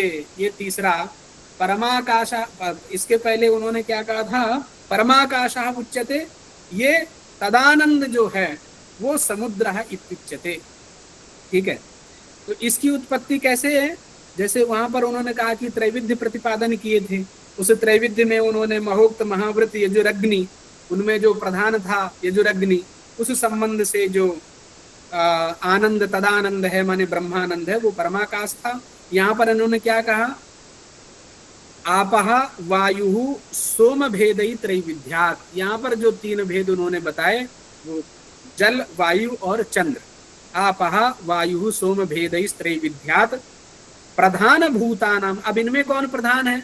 वहां पर पहले प्रधान तो उन्होंने यजु को कहा था, यहाँ पर प्रधान अपाम, अपः पवित्रम परमम पृथिव्याम, तो उसकी तो महिमा है ही। प्रधान भूतानाम अपाम संबंधेन तदानंदम तत्पदेन, यहाँ पर भी ब्रह्मानंद, ब्रह्मानंदम समुद्रः इत्युच्यते। ठीक है, आकाश की चर्चा हो गई, समुद्र की हो गई। वायुश्च अयम समुद्रः, और उसमें विशेषण भी बता रहे हैं, अयम समुद्रः वायोः, वायु का यह समुद्र है। ठीक है, वायोश्च अयम समुद्रः तत्र एतासाम अपाम, क्यों ऐसा कह रहे हैं कि वायु का यह समुद्र है?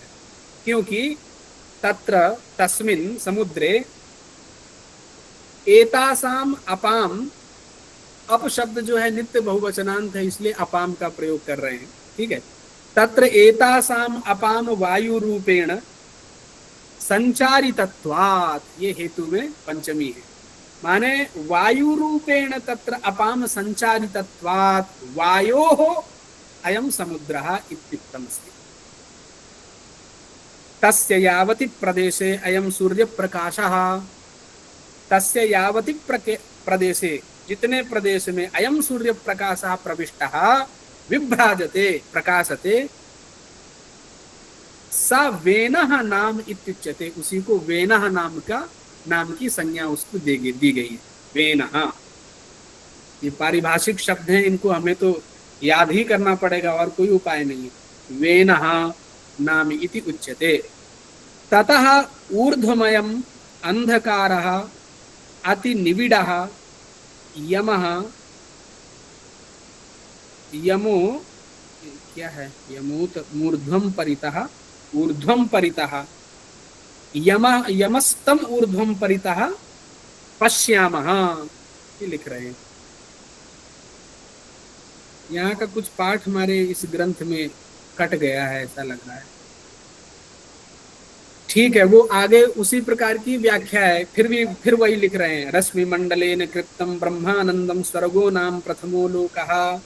इसके पहले उन्होंने लोक एक बताया था, आकाशः उत्तमालोकः, मध्यमालोकः, और ये ब्रह्मानंद स्वर्गो नाम प्रथमालोकः। तो प्रथम लोक, मध्यम लोक और उत्तम लोक, इस प्रकार से तीन लोकों की चर्चा हो गई। तत्र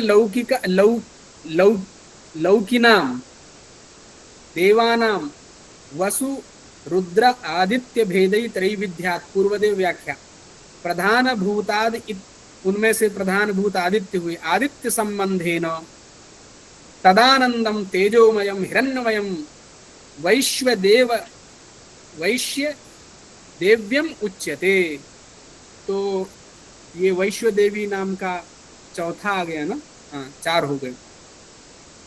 ता एते स्वर्गादयः प्रथम मध्यम उत्तमास्त्रयो लोकाः, इस प्रकार से 3 लोक हो गए, आगे 7 लोकों की हो सकती चर्चा आ जाए।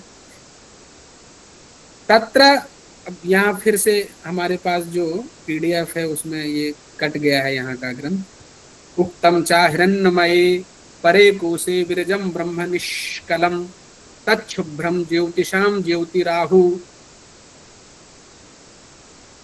ज्योतिषाम ज्योतिराहुर उपासते मृतम हिरण्यमयेन पात्रेण सत्यस्यापि हितं मुखम तत्त्वं पूषन् अपावृणुः सत्य धर्माय दृष्टये। अत्यंत प्रसिद्ध उपनिषद वाक्य है।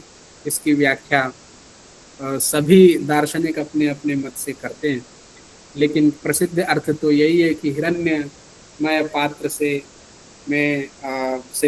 सत्यमुख ढका हुआ है, और पूषण माने सूर्य, हे सूर्य उसे आप अपावृत कर दीजिए, उसे अनाच्छादित कर दीजिए इति।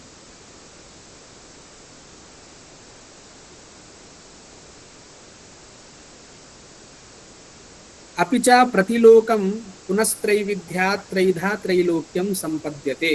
अपि च प्रतिलोकम पुनस्त्रैविध्यात्, जो अब तक कहे थे 4 कह दिए गए थे, अब उनको 3 में उनके 2-2 भेद कर देंगे तो 4 3 7 हो जाएंगे, ऐसा मुझे समझ में आ रहा है। अपि च प्रतिलोकम पुनस्त्रैविध्यात् त्रेधा त्रैलोक्यम संपद्यते। तावत्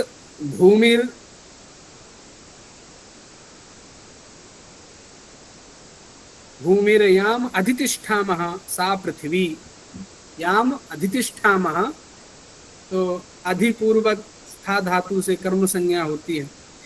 भूमिम याम अधितिष्ठामा सा पृथ्वी सूर्यो द्यौ उभयी सैषा द्यावा पृथ्वी मध्यमेन आंतरिक्षेण प्रथमा त्रिलोकी संपद्यते सा रोदसी नामा, उसका रोदसी नाम है। एवं असौ सूर्यः पृथ्वी परमेष्ठी द्यौ उभयी चैषा द्यावा पृथ्वी मध्यमेन आंतरिक्षेण द्वितीया त्रिलोकी संपद्यते सा क्रांदसी नाम, उसका क्रांदसी नाम है।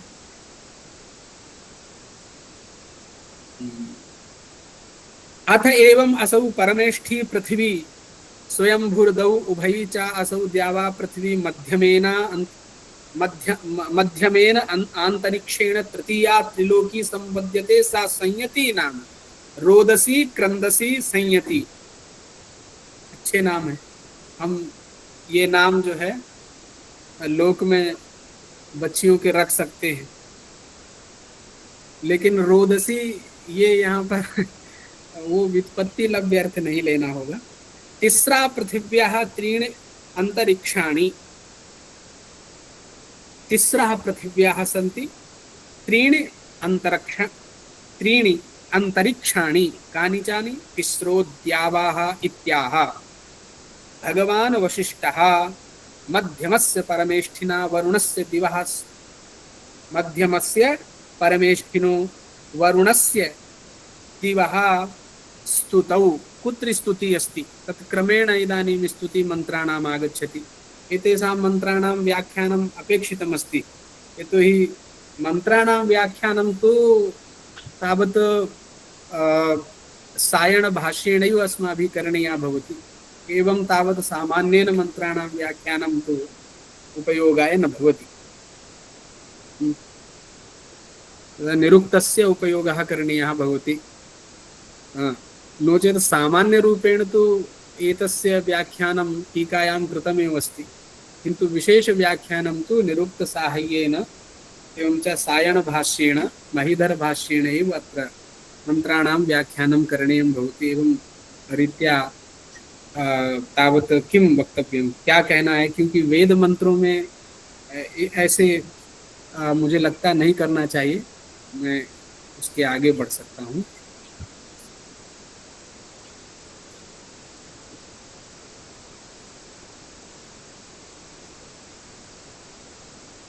समयः अस्ति किल इदानीम्, अथवा सर कालः अतिक्रान्तः इति अहं भावयामि। समाहार किया जाए। जी, तो ठीक ही है। आगे तो केवल मंत्रों को ही उन्होंने रखा है, तो इन मंत्रों की व्याख्या तो वो माने शास्त्रीय पद्धति से होनी चाहिए।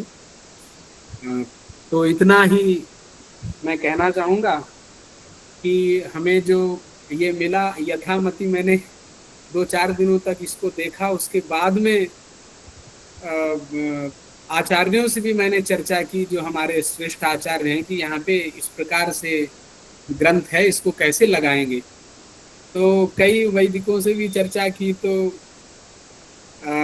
चूंकि आप लोग भी पढ़ते हैं, हम भी पढ़ते हैं, भले ही अध्यापक हैं, लेकिन पढ़ने की अभी भी रुचि है। दूसरे लोगों से पूछते रहते हैं, पढ़ते रहते हैं, संशय जहाँ पर होता है। तो अब किसी के पास समय नहीं है। सब लोग जो है इतना व्यस्त हो चुके हैं कि शास्त्र को बताने के लिए, ग्रंथ की पंक्ति को एकदम स्फुट रूप से प्रतिपादन करने के लिए समय बचा नहीं है लोगों के पास में। तो जिन आचार्यों से कुछ कुछ पूछा, समयाभावः अनंतरम किंचित पश्यामः, ये ऐसे करके जो है टालते गए। फिर मैं ही कुछ परिश्रम करके इसको ग्रंथ की पंक्तियों के लगाए। लेकिन ये तो वेदोद्धृत ये सारे वचन हैं, जो आचार्य ही मधुसूदन ओझा महाभागे ही उल्लिखिता। हमें इसमें बहुत यत्न करने की जरूरत है कि उनका हृदय क्या है, क्योंकि अनुवाद करना तात्पर्य नहीं है। यहाँ इस ग्रंथ का जो हिंदी में लिखा है वो सिर्फ अनुवाद मात्र है। जहाँ पर परमेष्ठिना है तो षष्ठी विभक्ति का चिन्ह का होता है, उसको का लगा दिया है। जहाँ पर को होता है वहाँ को लगा हुआ है। एतावता हमारी इष्ट सिद्धि तो नहीं हो रही है, क्योंकि उतना तो अर्थ हम लोग समझ लेते हैं, हमें और उसके आगे की आवश्यकता है। मुझे लगता है ये गोष्ठी इसीलिए की गई है कि और विद्वान आए और इन पदार्थों को और स्फुरण करें कि क्या भाव है। क्योंकि अनुवाद मात्र करना तो प्रयोजन नहीं है, जो हम भी समझ पा रहे हैं, आप भी सब समझ रहे हैं। लेकिन फिर भी बहुत आप लोग इस तरह के कार्यक्रम से जो उनके हृदय हैं मधुसूदन महाभाग के, उन हृदयों को किसी भी प्रकार से स्फुट कराना चाहते हैं। और भगवत कृपा रहेगी तो आगे चल कर के ये जरूर स्फुट होंगे, क्योंकि यत्न कभी व्यर्थ नहीं जाता है। और ये उनके जो अभिप्राय हैं वो हम सबके सामने आएंगे, क्योंकि गोष्ठी के माध्यम से ही तो हम किसी निष्कर्ष को प्राप्त कर पाते हैं, विचार के माध्यम से निष्कर्ष को प्राप्त कर पाते हैं। और जिसकी जैसी मति है वो अपने अपने मति के अनुसार व्याख्यान करते हैं। और हमें सभी की मतियाँ आदरणीय है, लेकिन वो शास्त्र सम्मत होनी चाहिए, तो हमें वो मति स्वीकार है। अगर शास्त्र विरुद्ध मति है तो हमें वो स्वीकार नहीं है। और हमें अवसर दिया, इसलिए इस आयोजक मंडल के प्रति मैं कृतज्ञता समर्पित करता हूँ।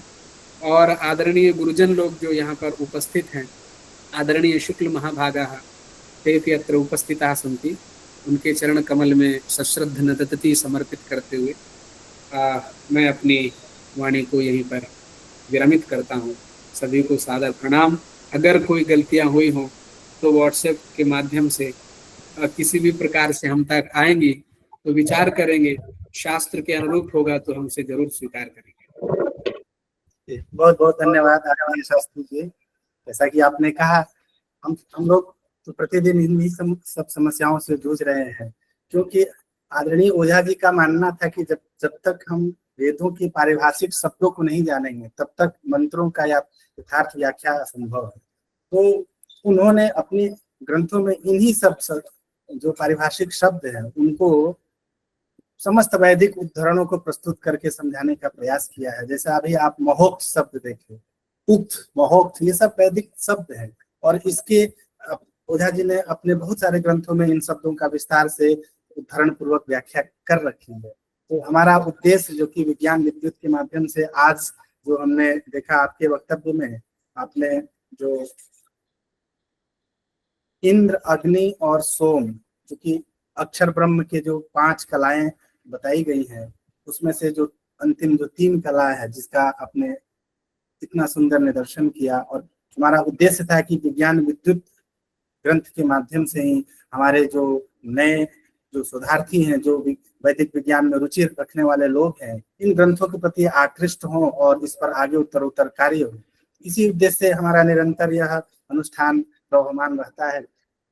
निरंतर हम लोग इसमें अपना अध्ययन और शोधरत हैं, और आप जैसों का सहयोग भी अपेक्षित है और मिलता भी है, क्योंकि आज आप अपने जो भी दैनंदिन अध्यापन कार्य उसमें संलग्न है।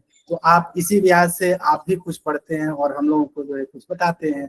हम भी वही संघर्षरत हैं पढ़ने के लिए, क्योंकि इस विद्या के जो आचार्य जिन्होंने कुछ लिख दिया उसके बाद कोई कार्य हुआ नहीं। तो हम सबका यह नैतिक दायित्व भी है कि हम लोग इस कार्य को और आगे बढ़ाएं, और यह जो वैदिक विज्ञान है जो आदरणीय ओझा जी ने इतने परिश्रम से हम सबके समक्ष उपलब्ध कराया है, उसको हम लोग और भी सरल रीति से आगे के शोधार्थियों के लिए उनको उपस्थित करें। तो आज हमारा सौभाग्य रहा कि आज दो इस विषय के विद्वान वक्ताओं ने आज के इस विषय पर हमारा मार्गदर्शन किया और हम सब बहुत लाभान्वित हुए।